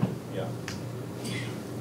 Well, and I'm also expecting, we're talking, you know, there'd be also procedures. So we're talking about procedures that are going to be, that are going to also incorporate some policy. I think other way around. I think it may be policies that incorporate some procedures. I don't know. We haven't quite figured it all out yet. Or Well, that was the way I was trying to approach it in the policy committee, was to develop the policy first, overarching policy first, and then create the procedures. Right. It may incorporate some procedure in it. It might be, you know, what I contemplate doing is to create some kind of very strict hiring policy that may incorporate procedure. I don't know where the line divide is on that. And it may say, there may be language, we'll leave it to the superintendent or her designee to set up procedures to comply with the policy. Okay. Will this committee be like not a standing committee, but the other kind of committee where you guys will do work and come back and then that'll be done? Yes, the best committee ever. That's what I envision, and I also note there's only 2 board members on it, so I don't think you're subject to the Open Meeting Act. Okay. So you should be able to have a great deal of flexibility. All right. I guess we just can, it's been moved and seconded to approve these appointments. Juanita? David Kadama. Aye. Rachel Morello. Aye. Michael O'Brien. Aye. Art Perry. Aye. Mary Rose Mangia. Aye. Randy Brockway. Aye. And Lisa Gaynor. Aye.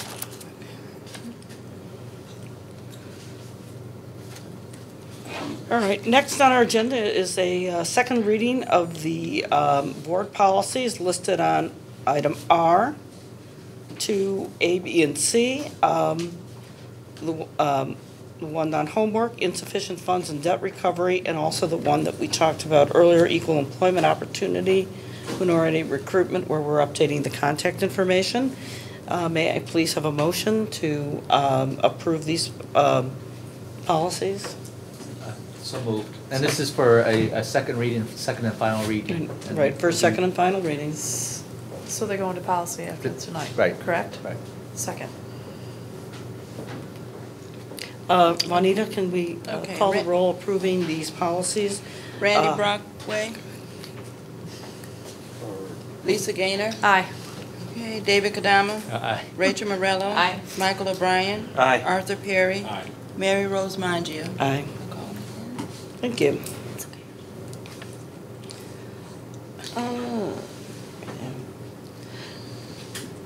Now we're moving to our discussion items, our new business items here, and we have an invited guest, Tom Jacobson, to talk about, from Client First, and he's going to talk about his work at the, for the district on the IT side.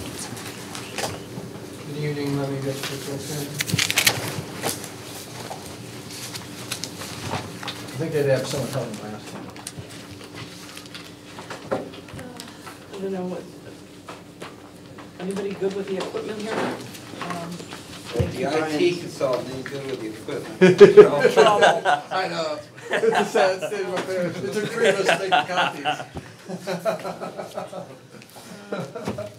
An interesting observation, Mike. That wasn't gonna say.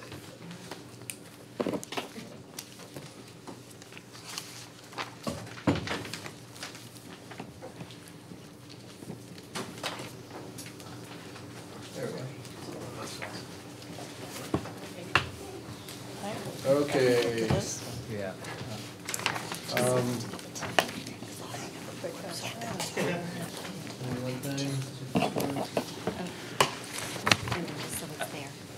You have two documents in front of you. First is the Information Technology Assessment Summary, which is the PowerPoint deck that I'm going to go through. The second is a more detailed report, which I won't bore you with the details of.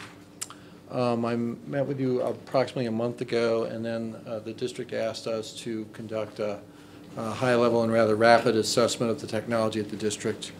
And this is our report. Our agenda tonight is assessment goals, the methodology we used, key findings, future projects, priorities and timelines, and some talk about staffing. We were asked to answer the following questions, which is kind of a subset of the questions you saw last time we were here. Is IT capable of supporting curriculum, and our current staffing levels and skill sets meeting expected needs? We were also asked to verify that the recent building construction planning met IT best practices. So we'll talk through these this evening. Our methodology, we reviewed a goodly amount of documentation provided by the IT department. We interviewed the superintendent and senior management team. We interviewed all IT and curriculum staff and a smattering of teachers, kind of a random collection of folks we wandered in and out of classrooms. Not while students were in, but just in general. Did you do a background check? Yeah, I've been fully backgrounded. Police background tech, ooh. Somebody had to ask. Yeah, right. Okay, a walkthrough of all buildings, computer rooms, and telecommunications closets. We have budgetary pricing in the back of the report. Please don't look at it yet. I don't want you to start asking me questions about that. We did a workshop earlier today, and then now this presentation. Our findings, we're going to start with kind of the core, the network. The internet connection at Central Hauser is 50 megabits. The kind of common core, or the park standard is 100 megabits per 1,000 students.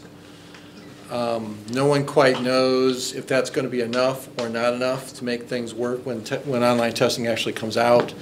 Everybody's kind of buying as much bandwidth as they can afford these days. 1,000 students, it's 100 megabits per 1,000 students, yeah. At 50 megabits, the reports from folks in the buildings is during kind of when the students are not in class, everything slows down to the crawl. The internet slows down to the crawl today. And it's primarily because the students are all on their devices just doing their own thing in the library or wherever they happen to be. This is secondary internet connection at Central Hauser. That's a failover, but it's 20 times slower than the primary. So what it's used for right now is processing inbound and outbound email. Each of the other schools have 25 megabit connections. There's many complaints of slowdowns on the internet side. Recommendations, I'm going to talk a little bit more about it and show you a couple of diagrams, but internet connection speeds need to increase overall, and actually to be consolidated would be best. Our estimated annual cost is going to be about $2,000 a month for that. What is that, $2,000 a month? What is that? What you have now, you use Comcast Business Class internet connectivity, which is essentially a dressed up service that you could get in your home. To go to the next level, to go to the speeds that you're going to need, you're going to need a kind of a fiber-based service provided by either AT&T or Comcast. I got a rough quote from a budgetary quote from Comcast for 250 megs, and it was a little bit more than $2,000 a month after E-rate. Well, what are we paying now, I guess? You're paying right around $800 a month right now. When you say consolidate, that means one system for the district? Yeah, I'll show you a couple of diagrams of that. Yeah. So like I said, you're using, one of the reasons that there have been issues with your internet connection and folks have reported outages is essentially it's a dressed up residential service. So what you need to kind of move to is a true business class services fiber based and faster. So there's no class of service that is necessarily specific for like educational institutions. There are options for educational students that include E-rate funding, and you're in the 40% discount rate for E-rate funding. I included that discount in there. There's also something called the Illinois Century Network, which is available to municipalities, school districts, and libraries, and they provide discounted service for internet connectivity.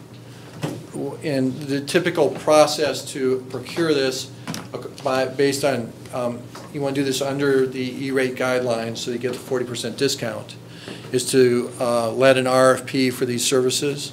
And then the Illinois Century Network will bid on those services along with Comcast, AT&T, and whoever the other local providers might be. So I'm giving you here kind of budgetary, rather hopefully you'll come in under this numbers. But E-rate season, it's called a season, goes from about October 1st.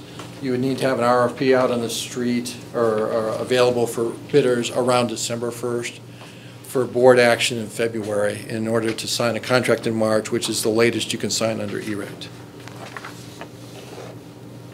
Okay. I kind of went through that fast, so you'll get another chance at it when I show you the next slide, because it's worse. I'd be interested in knowing what other districts of our size are doing specifically as far as these kind of services, and how we would structure an RFP to get what we need. Yeah, I've done several of these, mostly for larger districts. I recently, this last E-rate season, did one for all the schools in Kane County, with the exception of U46, which included Burlington, which is a small district, and a couple of others. And they're quite lucky. Kane County has fiber that runs between most of their buildings, so they banded together and bought bandwidth as a group, and they bought to the 100 megabits per thousand student level, kind of across the board, with the idea that they can grow it at similar pace. So when you say King County, you're talking multiple school districts? Yeah. I did. It was actually an RFP for 5 different school districts. And they're able to. I mean, is that something feasible for us to even consider amongst? No, they're luckier than you. Okay. Because they have county provided fiber. I was just kind of telling you that they went to the 100 megabits per thousand student model, and that's what they're buying at right now. And the prices are these kinds of prices. So there's no, like high school, just high school, elementary in our area, there's no efficiencies that can be gained like the scenario you just talked with. Because ICN uses enrollment numbers to apply discounts, you're not going to get a better discount as kind of a little bit bigger entity, because the kind of behind enrollment number goes up a little bit.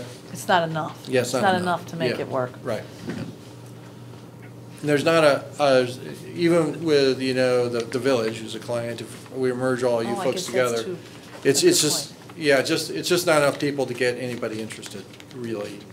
Because the discounts are just not significant enough to make it work. You need much bigger numbers. Yeah, in order to make the cost of interconnections worthwhile, you need. Yeah.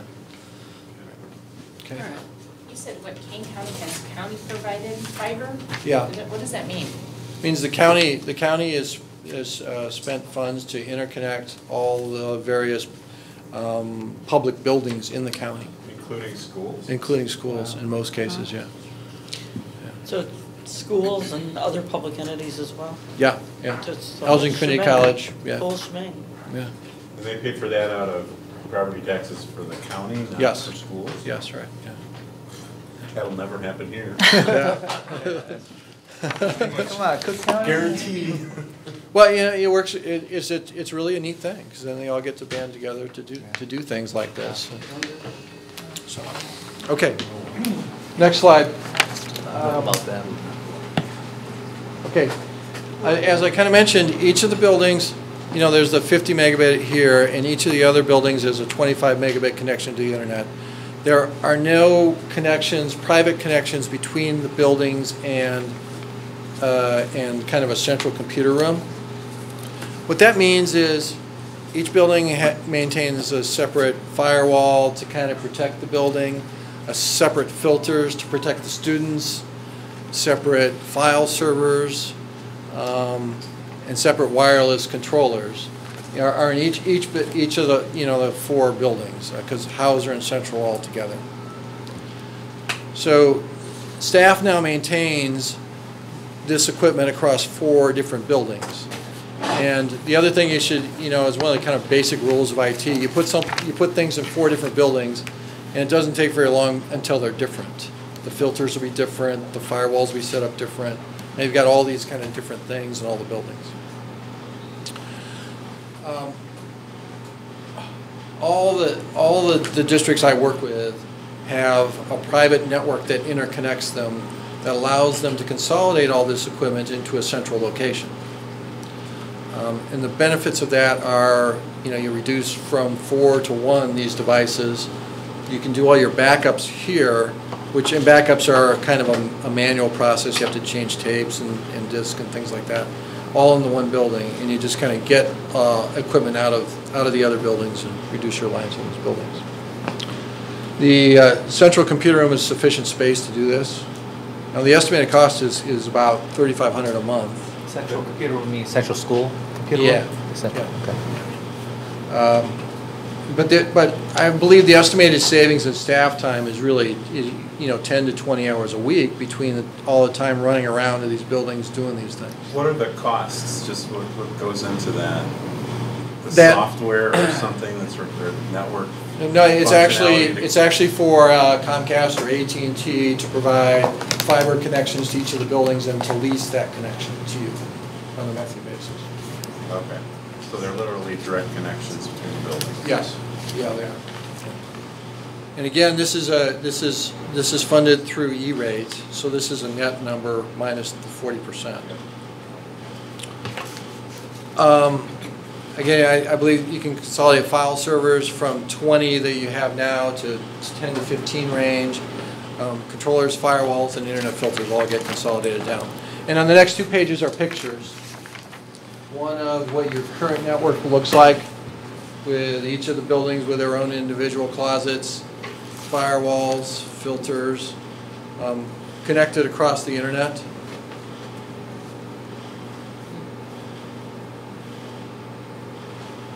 I'll let you digest that for a minute. So this is current state? Current state, yep.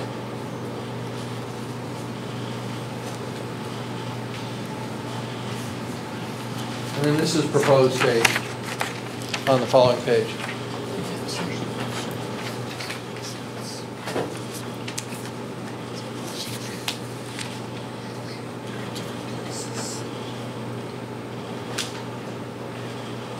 Now you can kind of see how, in general, it simplifies the look of the world and the look of the IT function.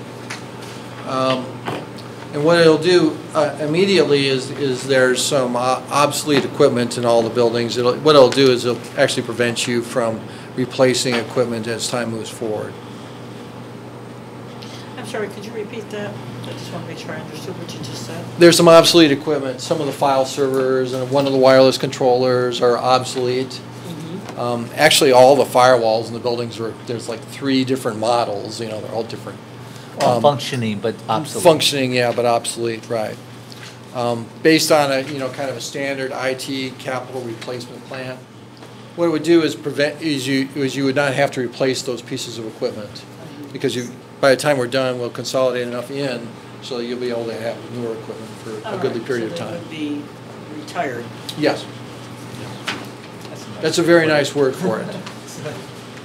Take it out back and get it. Take it over to the village's recycling center and Yeah, clean it all, clean it all. There's programs you have to use to clean, and then you recycle. Retire. Okay. It's easier. Yeah.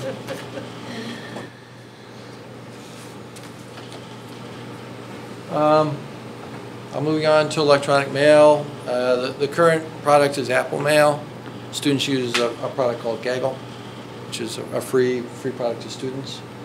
The Apple Mail server gives the staff some fits. It's not really built for things like remote control, and it's hard to kind of keep working. It's not really built for an organization of your size. That's on hardware that's like not even supported anymore. Yeah, right.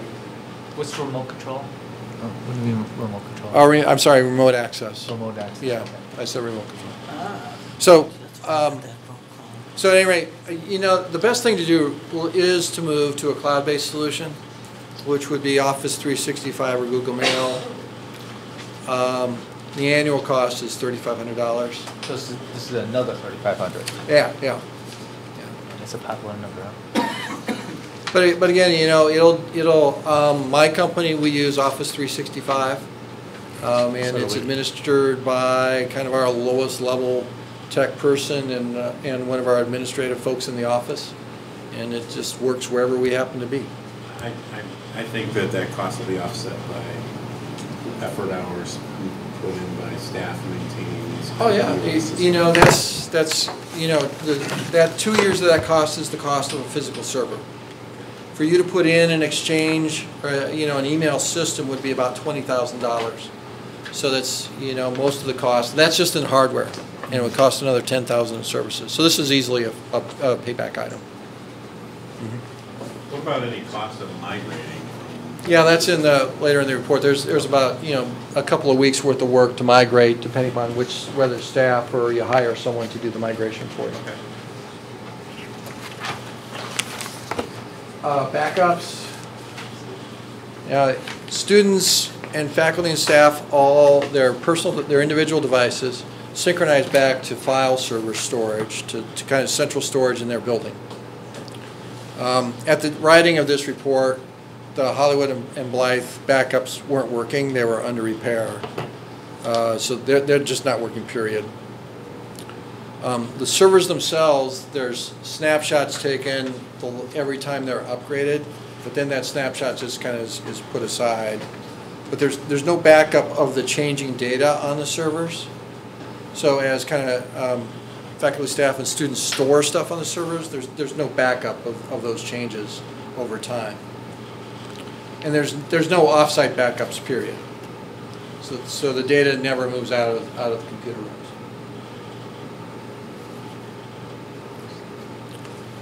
So there's also no disaster recovery plan. I actually have there's a plus here to our system though, because when the power goes out at Hauser, all the other schools can still operate. So that's one plus, keep that in mind. That's true. Actually, the other thing is this is faculty, staff, and student data. This is not your business system. All the business systems are in the cloud. So this doesn't apply to any of those, which is a good thing.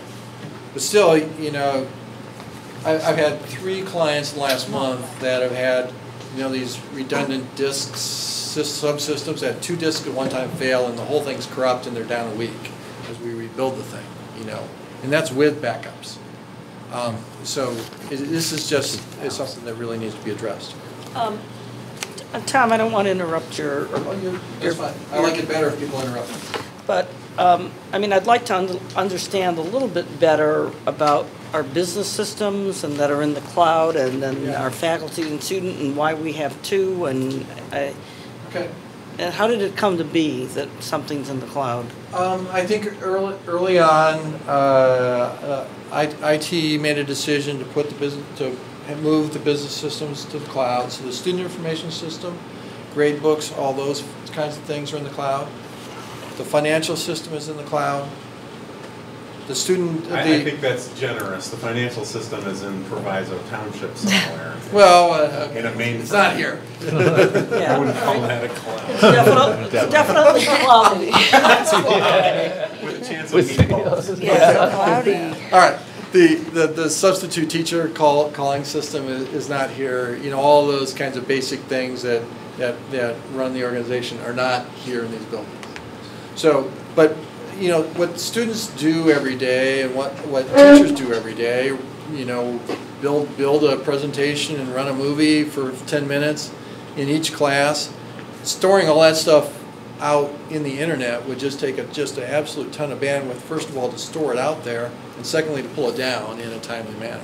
So it really needs to be local so that the speeds are fast. Okay. So that's kind of the difference is the business systems, you can kind of pull down a screen of data at a time and push that up, and it's not really a whole lot of stuff. But once you start doing what a teacher wants to do, you've got a lot of stuff, you know, because you're doing videos and things like that. Okay. Okay. So it sounds like the things that support student activities and student are bigger files. Yeah, it's true. Yeah, because you know, students are like this. This PowerPoint has like 3 pictures in it. It's 4 meg. It's a big file, you know. Versus you know a student information system where you got a grade A, you got 1 letter there, B, you know, whatever you happen to have. Is there evidence that faculty backs up their stuff like on a USB thumb drive or things like that? I mean, are they trying to at least do their own safety net so that I don't even ask anymore because I never did it myself. You know, I don't ever ask. What we do, the only way people do it, very few, you know, maybe 1 in 10 do this overall, and they're really quite well, whatever. They're interesting people because they spend the time to do it. And what we do actually is, you know, when somebody joins our company, we install Carbonite, which is a home use product on their device. We don't ask them to back it up. We just do it for them because I never trust anybody. Or time machine. Yeah, whatever it happens to be. Yeah. Okay. Backups have to be kind of redesigned. One of the things over time is replicate the data to another site, so you've got it. Backups are expensive. You have a lot of data. I mean, you have. There's a lot of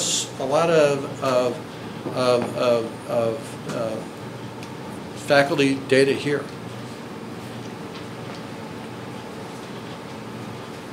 Okay, IT operations. I think we might have talked about the fact there's not a help desk system again today. Faculty and staff send emails to the individual that they think is going to give them the fastest response, which means if that individual's on vacation, they don't get a response. You know. Curriculum staff assist with break fix and other basic desktop functions on a regular basis. It's just there's I'll get to this a little later. I don't think there are enough kind of PC break fix people in the buildings to help to kind of not pull curriculum people away from what they should be doing. There is an inventory system. It's a manual system that's separate. Patching is the application of updates, whether they be you know, operating system updates or specific patches to fix things, and like your browser, you know, it's to keep the system secure. All the patching is manual, and there are automated systems to kind of, then they're relatively inexpensive to make, to kind of make it so you hit a button and then you just kind of deal with the exceptions. There's no server antivirus. There's some desktop antivirus, and even in the Mac world that's a concern. The district has 3 different video surveillance systems. So you know, you have to kind of know 3 different things if you're going to look at different videos at different places. And you couldn't if you wanted to look at them all from the same monitor. There are printers in every classroom. And I list below, you know, kind of the cost of color copies on a classroom size printer versus a large copier cost. Printers also generate lots of help desk tickets.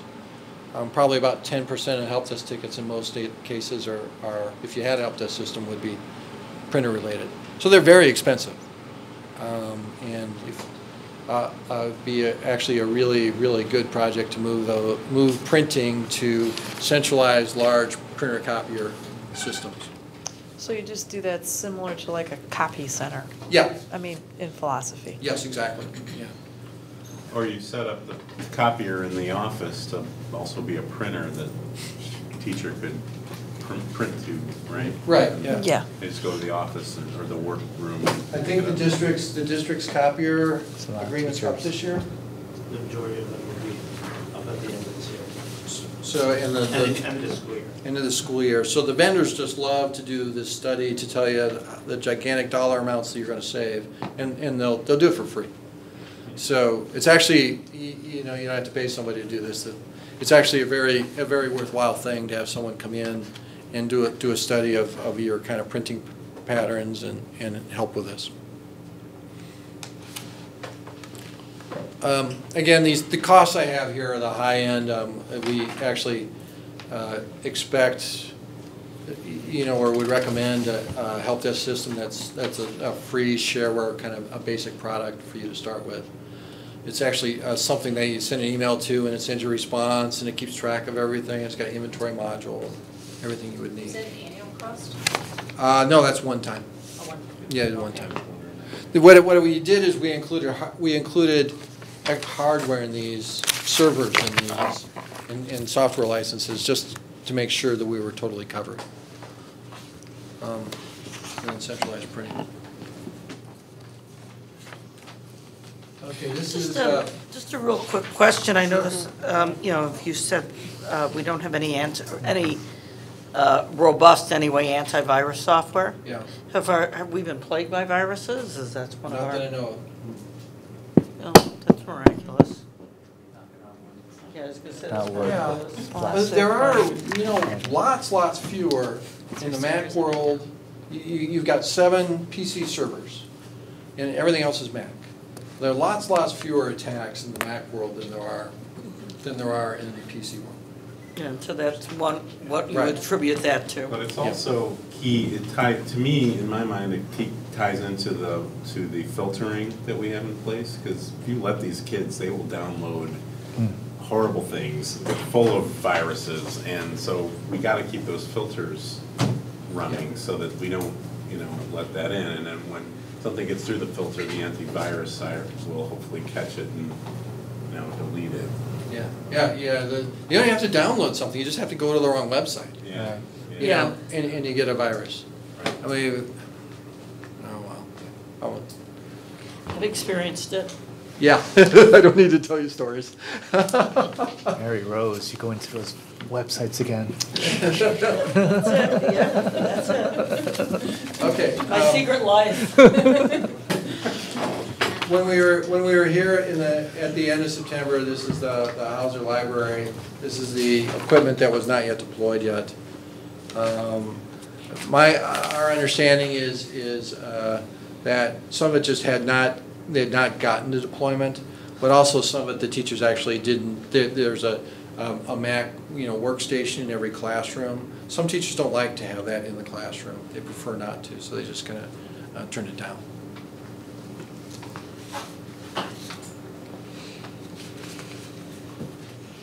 Okay, I talked a little bit about capital replacement plans.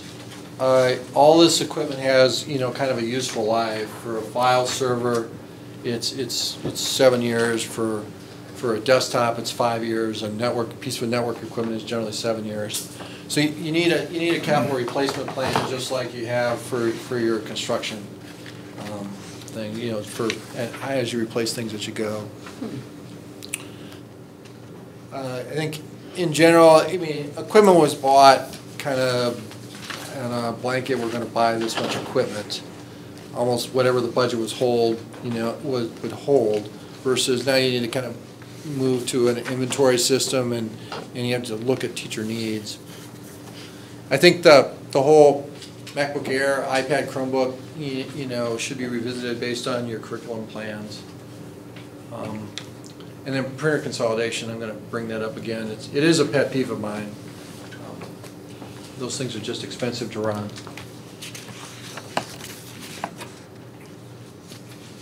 I'm going to switch from, those are really kind of the key initial findings, and these are kind of a recommended projects list. Whiteboards, some of the installed cabling, you know, from the projector down to the PC doesn't work in the classrooms and really hasn't worked since a part of the renovation. You know, we were told it's probably it's about, you know, 5% of the classrooms, but still, I think between that and the whiteboards themselves were installed directly upon the chalkboards, and so some of those are starting to wave, so it distorts the picture. So someone kind of needs to go back through all the classrooms and do a survey, turn on the device, make sure it's all set up right, make sure there aren't any waves in the chalkboard, you know, kind of whiteboard setup. Just go through all the classrooms and do a survey. How should it have been installed? I'm not that familiar with it. The districts I've worked in, we've kind of mounted them separate out on a separate mounting bracket away from the chalkboard. Just some history on that. The skinning of the chalkboards was a choice taken by the board because of, you know, it was recommended as a cost-effective way to get whiteboards in the rooms rather than purchasing and installing. So, you know, this is the first I've heard about waviness on there, but you know, that's the history.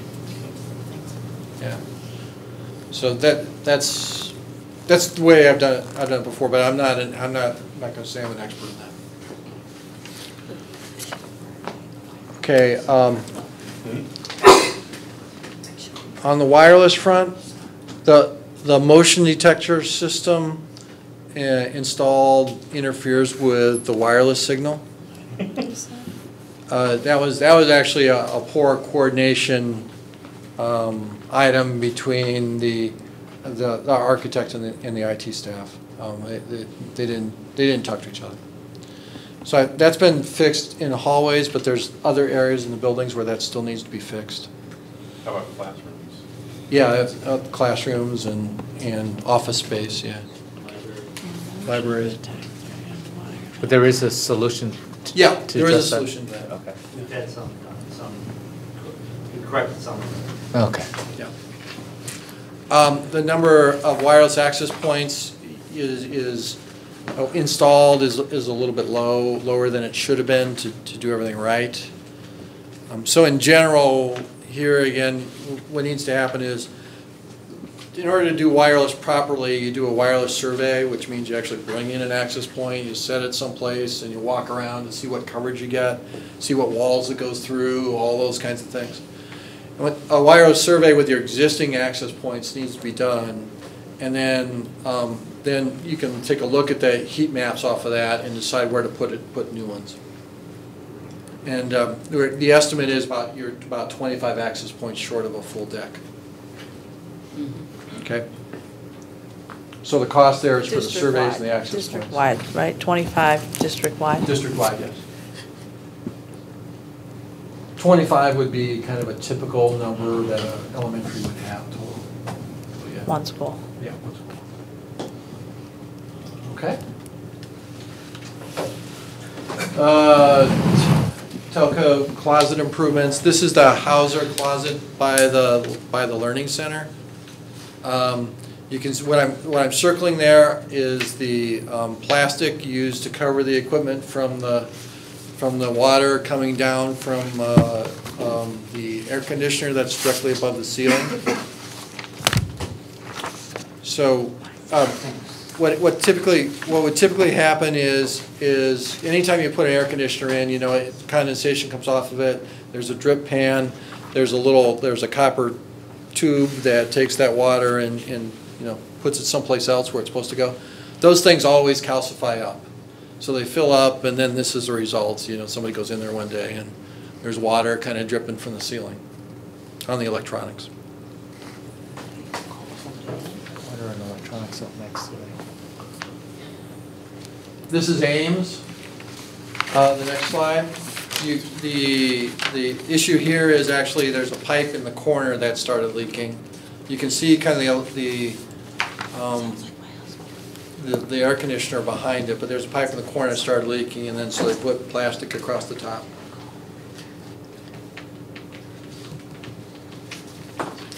So that would be an IT intervention rather than a janitor Yeah. doing something. Yeah, these are things that IT staff would have done, right? Yeah. Right. You know, I think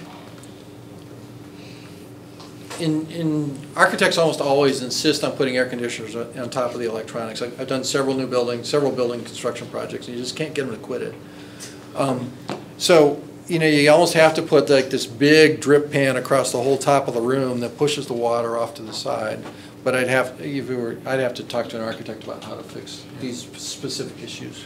Both of these schools, Hauser and Ames, were just renovated last year. Yeah. Just 1 year ago. Right.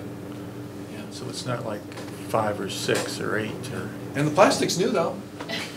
So what's the rest of the renovation, I guess? Yeah.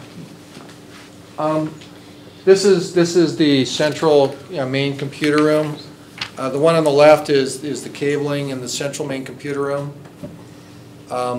For whatever reason, the patch cables that interconnect the various things were not bought as a part of that budget, so staff used kind of whatever was on hand.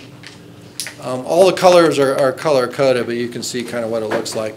And the one on the right is an example from another school that we work with. It's the way it's supposed to look. Now, this room has some other challenges. I didn't take pictures of it, but it actually has 3 windows, kind of like right behind you here, bing, bing, bing, that are below grade. And those windows, not this last year, but 2 years ago, in a big rainstorm, a bunch of water poured in those windows. And of course, it puddles right directly underneath where the power panels are. And I would just recommend cementing those windows up. Just be done with it, cement them up, waterproof it, be done with it. The room is also shared with the custodians, so there's a door on the one side of the room, and then the custodians kind of walk through to get to the custodian closet over here. And there's it's a big space, so a wall and an additional door should be added to kind of secure the technology stuff from the custodial staff.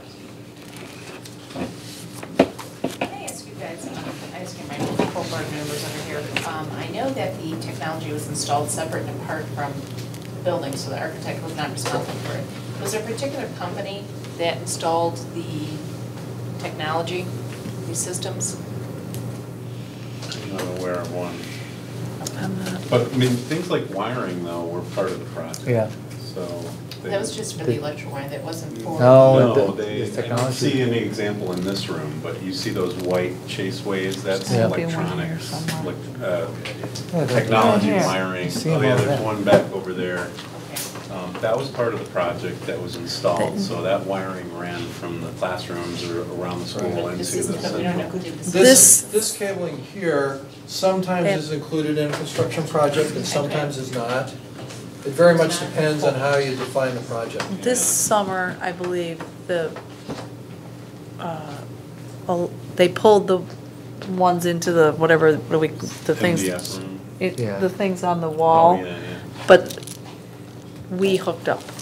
You know what I mean? So Our staff. I understand. Not related, somebody other than the construction team. I understand this September, we had a few very hot days at the beginning of the school year. And I believe I understood that we experienced some unusual computer problems due to the heat and the air conditioning system, maybe. Yeah, staff told me that the air conditioning system needed to be recharged. Evidently, the Freon or whatever you used needed a recharge. And when I was in all the rooms were fine. Of course, it was later in the month, a different time. But I was told that was taken care of. But that had occurred. Yes. And it had created problems. Yes. Yeah. Yeah. The This equipment runs to about 100 degrees well, and once it gets above in the 90s, it actually starts to have problems. There are, the next slide, I have some recommendations that address that too. Yes. Okay, you understand all this? Oh, one thing. All these, the piece of, the white piece of paper here is actually a diagram that explains what these color codes are. It tells you if it's a voice cable or a data cable or a network cable and all those kinds of things. The color coding is nice. It's a nice thing. You know, it's just kind of like a conglomeration of wires. Does it present any sort of safety or use problems that you're not? The safety issues relate to water and electrical. And on the back, I didn't take a picture of the back because it just wouldn't have come out well. There are residential grade power strips, you know, like you would use at home, yeah, that are on the floor. So essentially, you've got electrical on the floor of a room that's prone to water. So that's the safety issue. So the issue would be shorting out. Could there be it wouldn't be a fire? There wouldn't be a fire. I mean, you just wouldn't want to walk in the room with the water on the floor. Oh, because of being... right, yeah. Okay. Yeah, conductive. Right. Okay. Okay, so you got water mitigation issues at Ames, Hauser, and the central computer room. Well, they make water sensors, and we have them at other clients where we have issues with the condensation off of air conditioners. You actually put them on the floor, and they'll actually connect them to the network, and they'll alarm. They'll set off a cell phone. We talked about the patch cables and the cable management. One of the things that staff didn't seem to have were test results from all the cabling and fiber interconnections that are in the buildings. As a part of the architectural contract, those test results should be available to the districts. You need to gather all those up and make sure you've got those. Going through the proposals, I'm at 219,500 for the suggestions that you're making. For this, any idea on the cost? I don't have any idea on. I do summarize in the other report the dollars for the suggestions, but please don't look at it yet.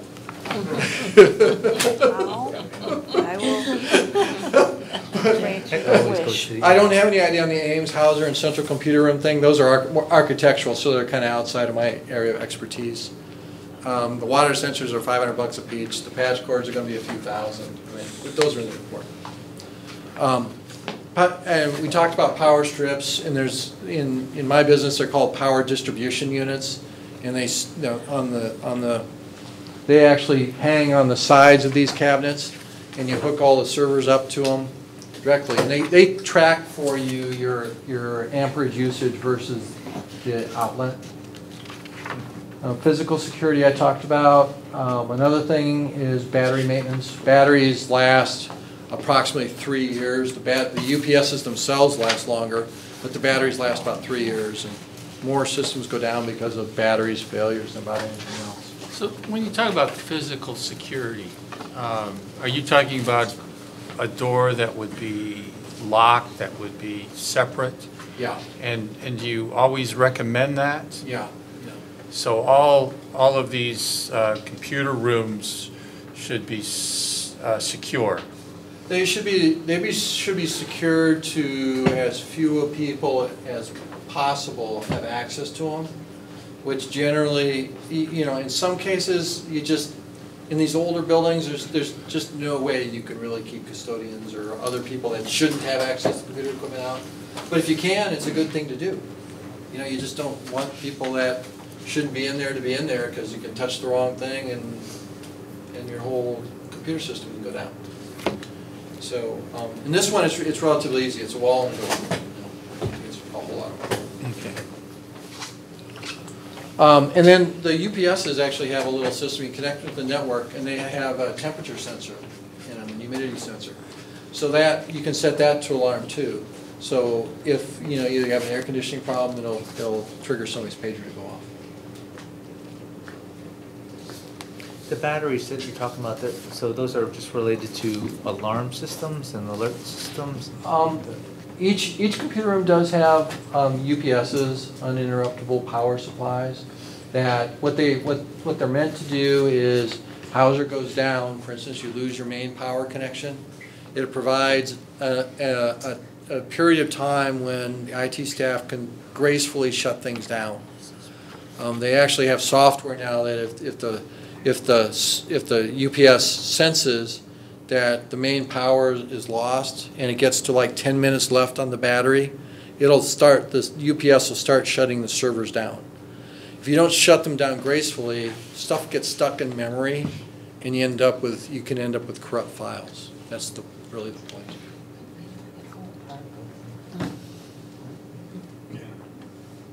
As you say, like at home, just Yep. except worse. Right, except worse. Yeah. Okay, I get it.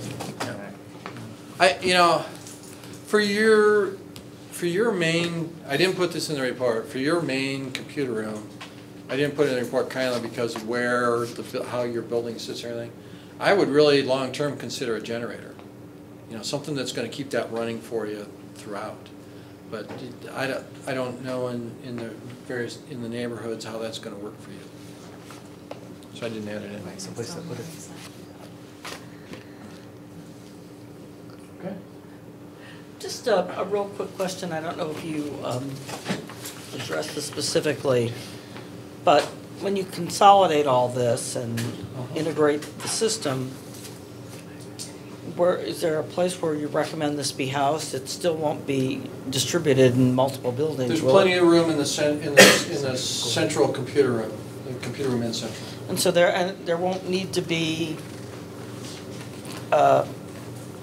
space in all the other schools? Is that a limit? You still need the space because you have local electronics. They're called switches that connect the individual PCs and wireless devices up to the greater network.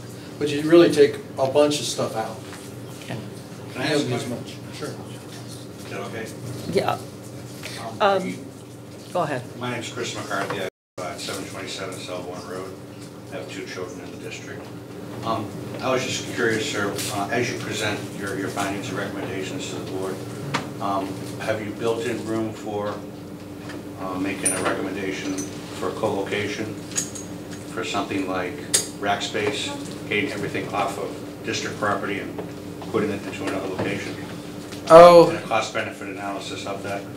Actually, that would be outside the scope of what we've done here, but yeah, that's certainly an option. It's not expensive.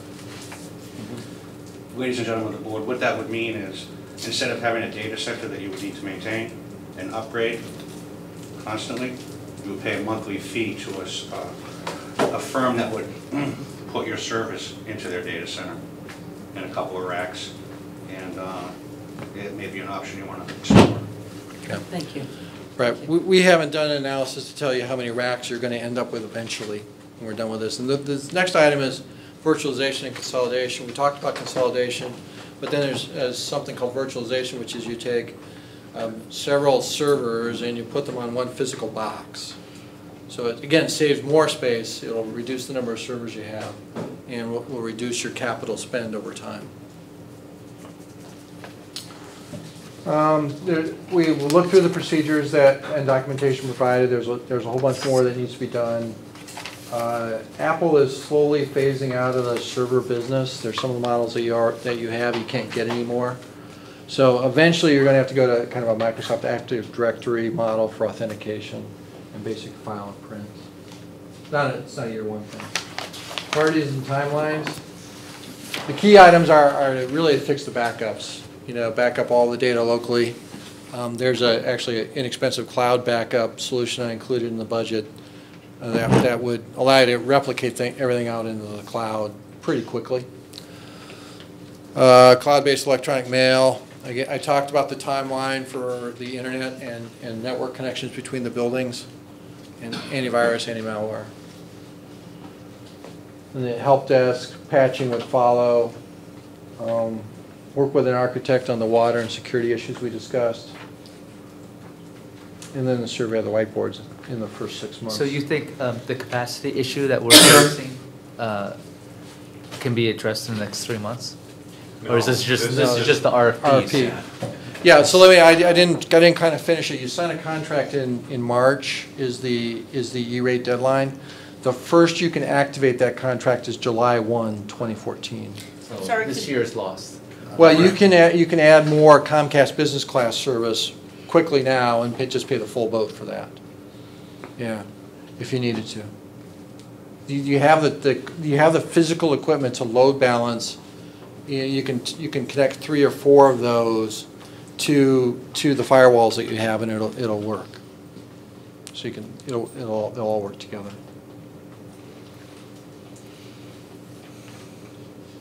So the year's not lost, but you can't really do the right solution until July 1 next year.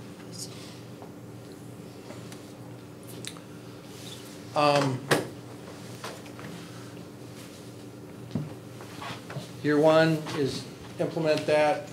Again, I said, July 1, you can implement the bandwidth in the WAN. Computer room and telecom closet improvements, the water, regardless of co-location, needs to be dealt with. It's the first time I talked a little bit before about the fact that in the buildings, the curriculum staff are helping with basic PC work, updates to desktops, things like that. I actually recommend in the staffing section part-time help desk technicians. I think it's a really cost-effective way to get some additional help. Projector improvements, the wireless design. So those be on-site help desk technicians? Yeah. We have them on-site. And then complete the printer consolidation. Year 2 would be to consolidate the equipment. Backups to a long-range solution. You got to do something now as to which is really the right solution. Active Directory, all those things. Last item I have on there is revisit staffing based on help desk metrics. Once you kind of get a help desk in place, it's much easier to understand your staffing needs. Year 3, I talked about load balanced internet connections, which is having 2, so in case one goes down, the other one takes over.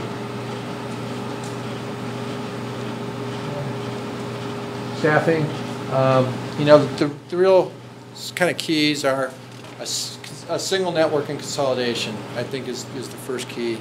Operational improvements that improve efficiency and functionality.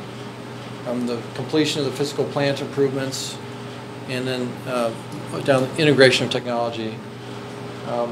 You need to maintain the split between IT and curriculum functions that was implemented this year, and then part-time frontline desktop support personnel. I think will help by allowing your senior technician to spend more time on the servers and backups, less time doing PC break fix. I'd say 1 in this building and then 1 for the other 3 buildings. In the other buildings, including this one, the issue is there's nobody here except for the curriculum person, and then they end up doing a bunch of the PC break fix work, which is outside of what they ought to be doing day in day out.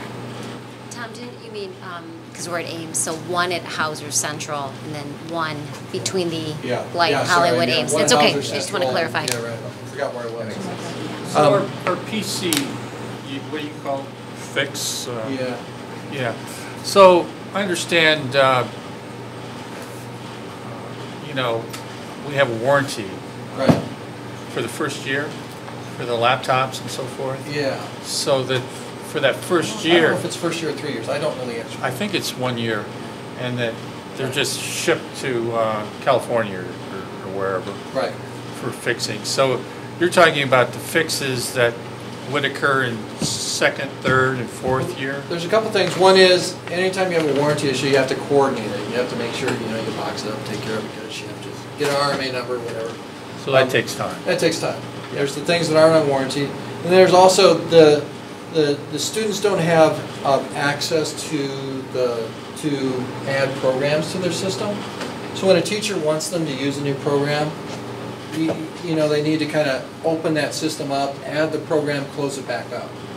And teachers are always, finding new things to use in a classroom. So that takes a bunch of time. And then there's just kind of the printers, the teacher devices, the projectors. There's just a whole bunch of stuff by the time you're all done. Now, I kind of model this after, I told you before, I work at, one of my clients is U46, and in the elementary schools they have these part-time folks. They're there mornings, they fit underneath the part-time budget structure, so they're not terribly expensive. And I think that's really the way to go. My last note on there is, I don't have much data to tell you to do this other than what I hear back and just looking at how much technology you have, it's my expert opinion that you need some more help. But I really think that it would be a good thing for the district. The priorities in the next 3 months, the immediate priorities. So should there be in there a increase in internet connectivity?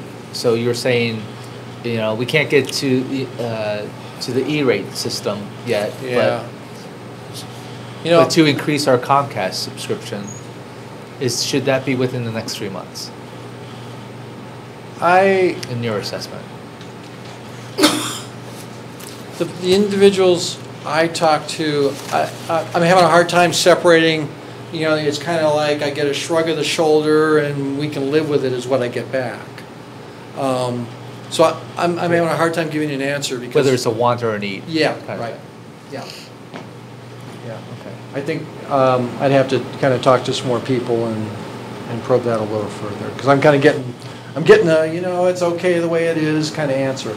But you are hearing that people are saying the Wi-Fi is down, the server's down, or right. Yeah, the internet's slow. Right. We can't. It takes 10 minutes to load up something. And my kids are all just sitting there, right, doing nothing. How much of the problems we're currently facing are merely due to, let's say, the internet speed or the connectivity? How much of it is, equipment, and if you go to Comcast Business Services for expanded capacity, do they put equipment in there along with that? All right, so there's two things going on here. Essentially, the portions of the infrastructure, like the internet connections, were undersized. Okay. Equipment that was purchased by the district wasn't really kind of enterprise grade equipment. Okay. This is what's over the last 5 years, technology, IT in schools has changed drastically from, it works most of the time, it's okay because the teacher's got an overhead projector and she's happy as a clam, right? So now you've got technology in every classroom, and the teachers depend on that, throughout the day in order to execute their lesson plans. But sometimes the equipment that's purchased doesn't live up to this new standard. Does that make sense? Yeah. Okay. I have a question on the bandwidth. I can see from our Wi-Fi access points connecting with my device that there's a staff and a student separate network.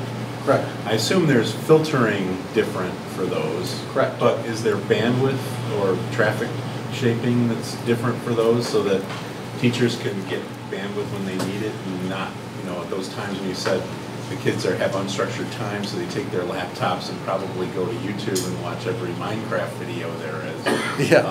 That they're not, completely taking all the bandwidth away from staff. Yeah, there are not traffic shapers in this or in the budget, and that's a good idea. I think actually there's some of that can be done in the firewalls. You actually have pretty nice firewalls. Yeah. That's a good thing, a good thought.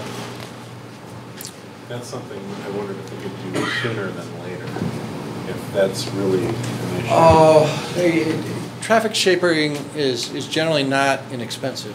It might be, the problem is, we got 4 of them. So, but it might, I'll look that up and add that to the report. Or is there something we could do with our existing hardware that? Yeah, I'll find that out. I'll research that further. Any other questions on this? Okay. I'm going back to your diagram, sorry, jump back. Just Sure. To understand the server locations, are you going to move them, or are they going to stay in the existing spaces in your proposal? During the consolidation phase, they would move, the servers would all move to the central computer room. Pardon? We know where that's at? Central school. Oh, Central school. Oh, I Yes. think- Sorry, Okay, now. central school computer room. Only if they made it more. Okay, so that would eliminate all of our water issues we have at Ames, because we Well, wouldn't have. They have water Still- issues at Yeah. Central, it's the one with the But windows. There's still going to be equipment in Ames and in Hauser, because the switches that hook the network together still stay there. I see. Okay, so you have to deal with water issues. Sorry about that. Nature of the beast. So, It's not your fault. I know. Sometimes I feel like, this is just like, it's such a grim report. I'm not going to shoot the best. Sorry. Okay. Yeah. what's, what you have is the next 3 months, first 6 months. What would have the greatest impact on classroom learning? Say with the teachers teaching and maybe the students working on their one-to-one laptops. Are they being addressed in the first 3 months?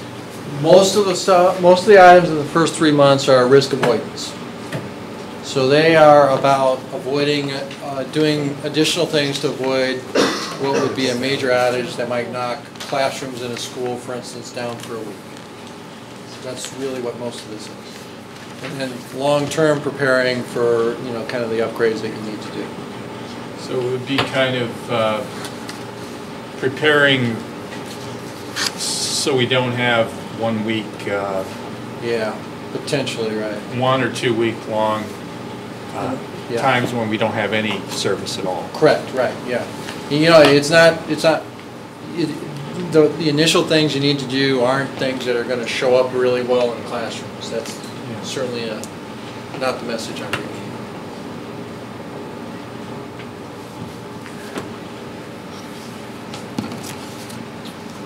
Okay, talked about that staffing chart. This is your current staffing chart, essentially. And this is proposed. I didn't talk about. I actually think the IT director function is actually above kind of the grade that you need to have long term. You need a working IT manager, and I call it IS, Information Services Manager. Someone who's kind of in the trenches day in and day out. IS stand for Information Services. Yeah, I'm kind of a fan of the idea that IT, information technology, is a service to the rest of the organization. So I kind of like to put that in the title. So can you just rephrase what you just said about the, you believe our position is? For the size district you have, in having an IT director responsible for it is overkill. And I think you should have a manager responsible who's really a working manager who spends more time, actually working on some of these projects. Yeah. And less time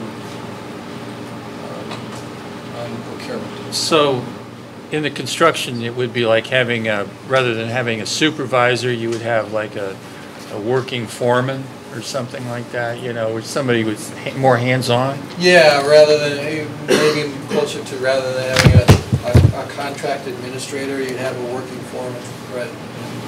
Okay. Questions, answers? I wanted to, now it's time to look at the money page.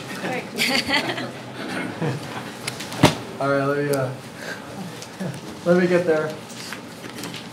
And I apologize, it doesn't fit very well on this. So the items that are highlighted are items that we would consider candidates for the capital budget. And just so everybody knows, it's in the second packet that says Sorry. IT assessment. Yeah, it's the last page. The one that says IT assessment. I'm not going to bore you with the other 18 pages that list all your servers and equipment. So you did an inventory? A lot of it, yes. Cool. Thank you. Welcome. So what is not included in this budget? I can see it doesn't include personnel costs, that's correct? Right, does not include personnel costs. It includes Or the internet services? the internet services are in here. They are line items. Internet upgrade? Okay. Yeah, there's upgrades and then there's the actual service on an annual basis. Yep, they're 18, 19. And it doesn't include the syncing with, what is it, the motion detectors and? No, that's in the wireless. No, that the motion detector change out is not in here. The things that are not in here are the physical plant improvements for water mitigation. The motion detectors, I don't actually know what that cost is, are not in here. You estimated something was 40,000. No. Yeah, that was just the wireless project itself. That didn't include whatever has to be done to the motion detectors. Kind of the renewal of the copier lease, which I would expect to be a wash.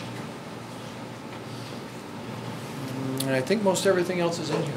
Tom, could you tell me what the SAN upgrade, just because that's a big number and one of the bigger numbers on this page, so. Yeah, that's disk. That's disk storage for all the student files and faculty and staff files. SAN stands for Storage Area Network. Thank you. Your SAN's I forget, it says in the report how old it is. A bunch of years. You talked about the architectural, the water. Could use some They're lighting. not in here. Right. Right. How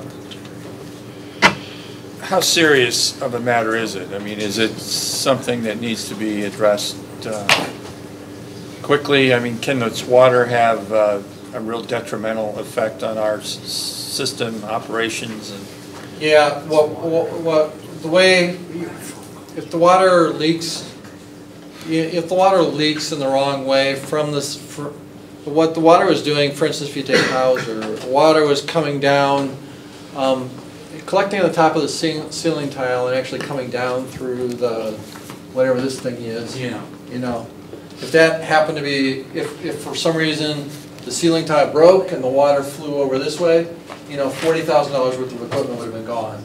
And that half of the building would have been out of business for a week. You know, again, it's risk mitigation. So. Thank you. thank you. I bring my flashlight. And with water's like electricity, you never quite know where it's going to go. Right. Right? So these are all marked. If we take out the items that are capital for year one, Zach assures me wherever he is that he can find the money for year one. The SAN number is a big number, and that probably, you know, you need to pick a vendor's product, and you might be able to implement over a couple of years if you needed to. I just stuck it in a year.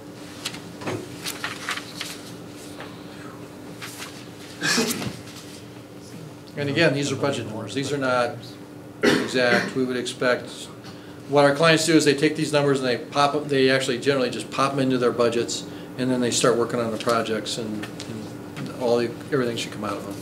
And it does include services where we thought services were appropriate. What do you mean by services? And your Hiring services? somebody to do the work, whether it's Okay, us or somebody outsourcing, else. you Yeah, mean? yeah. Outsourcing, okay. I mean, you don't have the staff to do all this yourself.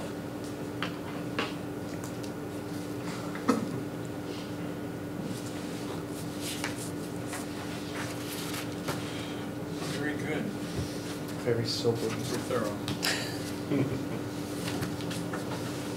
Ready? Any other questions? And just so you know, we talked, Zach and I and Brian met with Tom, and we talked about these budget numbers. Everything in the white is budgeted for in this year's budget that you approved tonight, and then everything in the gray, which is Tom's blue up there, can be taken out of capital improvements once that budget number is totaled up. Once what numbers totaled up? Once we get the final numbers from Ramesh, Okay. of what has been, bid out, and right now I heard the number 3 million. I know that hasn't been finalized, that we came in under budget. So if we have any excess, we can charge some of these projects to that because it is a capital improvement. So we have to look at those other items, like the moving costs Correct. and the window treatments and all the Correct. painting and all Right. this, whatever. Right. They're not bidded out. Right. items. So once we get both numbers and a final number of how much we've already expended, what, if anything, can we afford? Yeah. So when would that be reported to? So I said the next finance committee meeting, the next board meeting? I don't know. What's Well, I think what's our Ramesh is timeline? close to closing out the piece that was bid. Mhm. It's the other piece that I don't know if we have all completed or in-house He was or. still talking about he was holding 10% here and 5% here. I don't know what that actually comes out to. Yeah. Maybe if you could give us an estimate. Well, we can give him an estimate off of his, we could do that. It's the numbers there now, but it's gonna change, by next month, I'm hoping that the rest of those pay-apps, that the people that haven't submitted their paperwork Right. for whatever reason Right. will submit their paperwork, which will then make it clear as to where that's gonna be. I guess, Zach, I have a question. But do we have any more questions? Oh, no. Yeah, you know what, I'll ask my question a later time. You don't Budget. ask him a question, I'm fine. No, it's budget related, and, Well, I have a question related to this, but it's not for you, Tom, it's for Bhavna and staff. Is this the next 3 months stuff, is this stuff we can start on?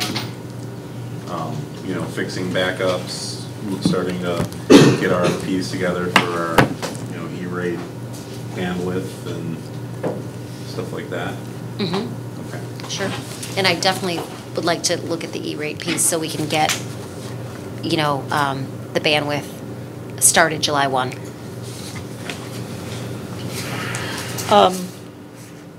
So are we talking about giving the direction to address all those issues within that group? I guess, I do have a question. Did we get a number, or did somebody repeat the number that's a dollar figure for the first 3 months? I didn't create a separate dollar figure for that yet. Okay, so, all right. Yeah. Ballpark figure, you want to just, The backups, so the items in the first 3 months were backups, and backups were 50,000. The RFPs for the internet and network are, that's a consulting service, that's probably about $7,500. And the electronic mail, starting that, doing the comparisons, I think something, staff can do.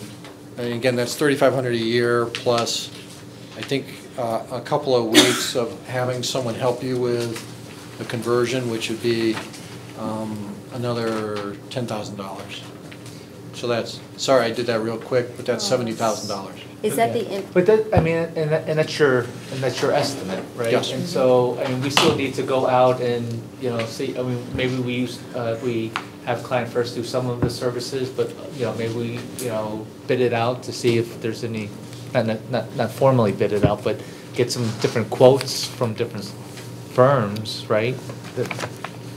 That's what our normal process would be, Well, is it good to look at just the 3 months, or is it good to look at the whole year and figure out long-term? I know the short-term fixes are needed, but ultimately, all those things pile on each other, Yeah. right? Yeah. and then there was the cost of additional Comcast services in that first 3 months too? No, I did No, not include that, but didn't include that's that. $200 a month. Yes. Okay, so not significant. Not significant. The biggest number you threw out there for the first was for backup. And I guess the question I have on that is that isn't the backup procedure gonna change if we centralize the hardware? Yeah, what I would. I don't know if I wanna spend 50 grand right now to back up off all these 4 different, 5 different sites. If we can consolidate that and potentially get some efficiencies from You know, yeah, what I would recommend doing, I included budget numbers for, like I said, a cloud-based backup solution. I would do the cloud-based at the 3 elementaries. Okay. Just off the top, just run them to the cloud, and that's where it would sit. And then I would put in the full system, do it once, or if we can figure out how to make it expandable at Central.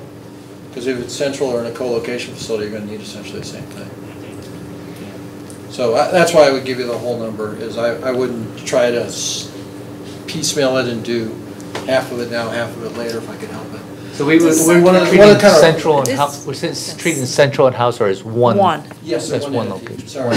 No, well, they're two schools, I mean, in our minds, we think of them as two schools, but they're one entity for this. How does the They have very fast fiber connections, so they, to me, they look like one entity. Well, but that's how you think of them. I mean, when Yeah. we're thinking about this, we're really thinking about 4 buildings, not 5. Yeah. Right? But we keep the off-site backup solutions for the 4 elementary schools even after their servers are, you know, consolidated? Yeah, you need offsite for the day when all your onsite stuff goes away. You know, it happens. Okay. And we had a client just earlier this month. It was a water district, but you know they have a primary storage network, one of these $100,000 things, and a secondary one in another building. Within 48 hours, both of them went poof. And they ended up getting the stuff from the cloud. Okay. Yeah, it happens. Yeah, you got to kind of do it. It's unfortunate, but you got to do it. Can I just have you sum up something? Over the next 3 months, you talk about risk reduction is really what the focus would be. And what again are the risks that we could experience? The primary risk is one of these water incidents happens in one of those buildings. You know. So the water thing is really top. Really tough. Yeah, about every other year, one of our clients or someone that ends up being our client has a water incident. We had a client, a hospital in Denver, main broke, their whole phone system was in the basement. The phone system kept working until the water was 2 feet high, and then the door broke, and then everything quit. Well, let's not so focus on water. It could be anything. Some kid gets into the room and starts pulling all the cords, and you know the system starts crashing. Exactly. Whatever. I mean, it could be anything. It could be the power outage. When you bring everything back from the power outage, you find out that the sand is corrupted. You know, it could be any one of those things. Could be you get a virus.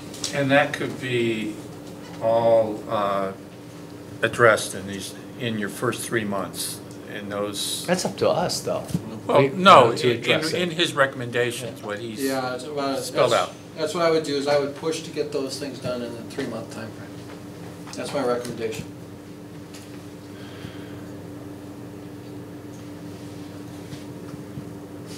Okay. All right, thank you. Are there any other questions? No. For Tom? Thank you. All right, thank you very much. Appreciate it. All right, I'm just going to announce future meeting dates. Finance Committee meeting on November 5th. We do have our meeting with Jeff Cohn of the IASB follow-up. That would be at 7 p.m. on November 12th. November 19th, the Policy Committee meeting, followed by the regular Business Committee meeting, and the Education Committee again on December 3rd. And then, again, regular business meeting and policy meeting in December on the 17th. Right now, I'm going to ask for a motion to enter into the closed session for the purpose of discussing the appointment, employment, compensation, discipline, performance, or dismissal of specific employees of the district or legal counsel for the district, including hearing testimony on a complaint lodged against an employee or against legal counsel for the district to determine its validity. May I have a motion? So moved. Second. All in favor? Aye. Aye. Thank you.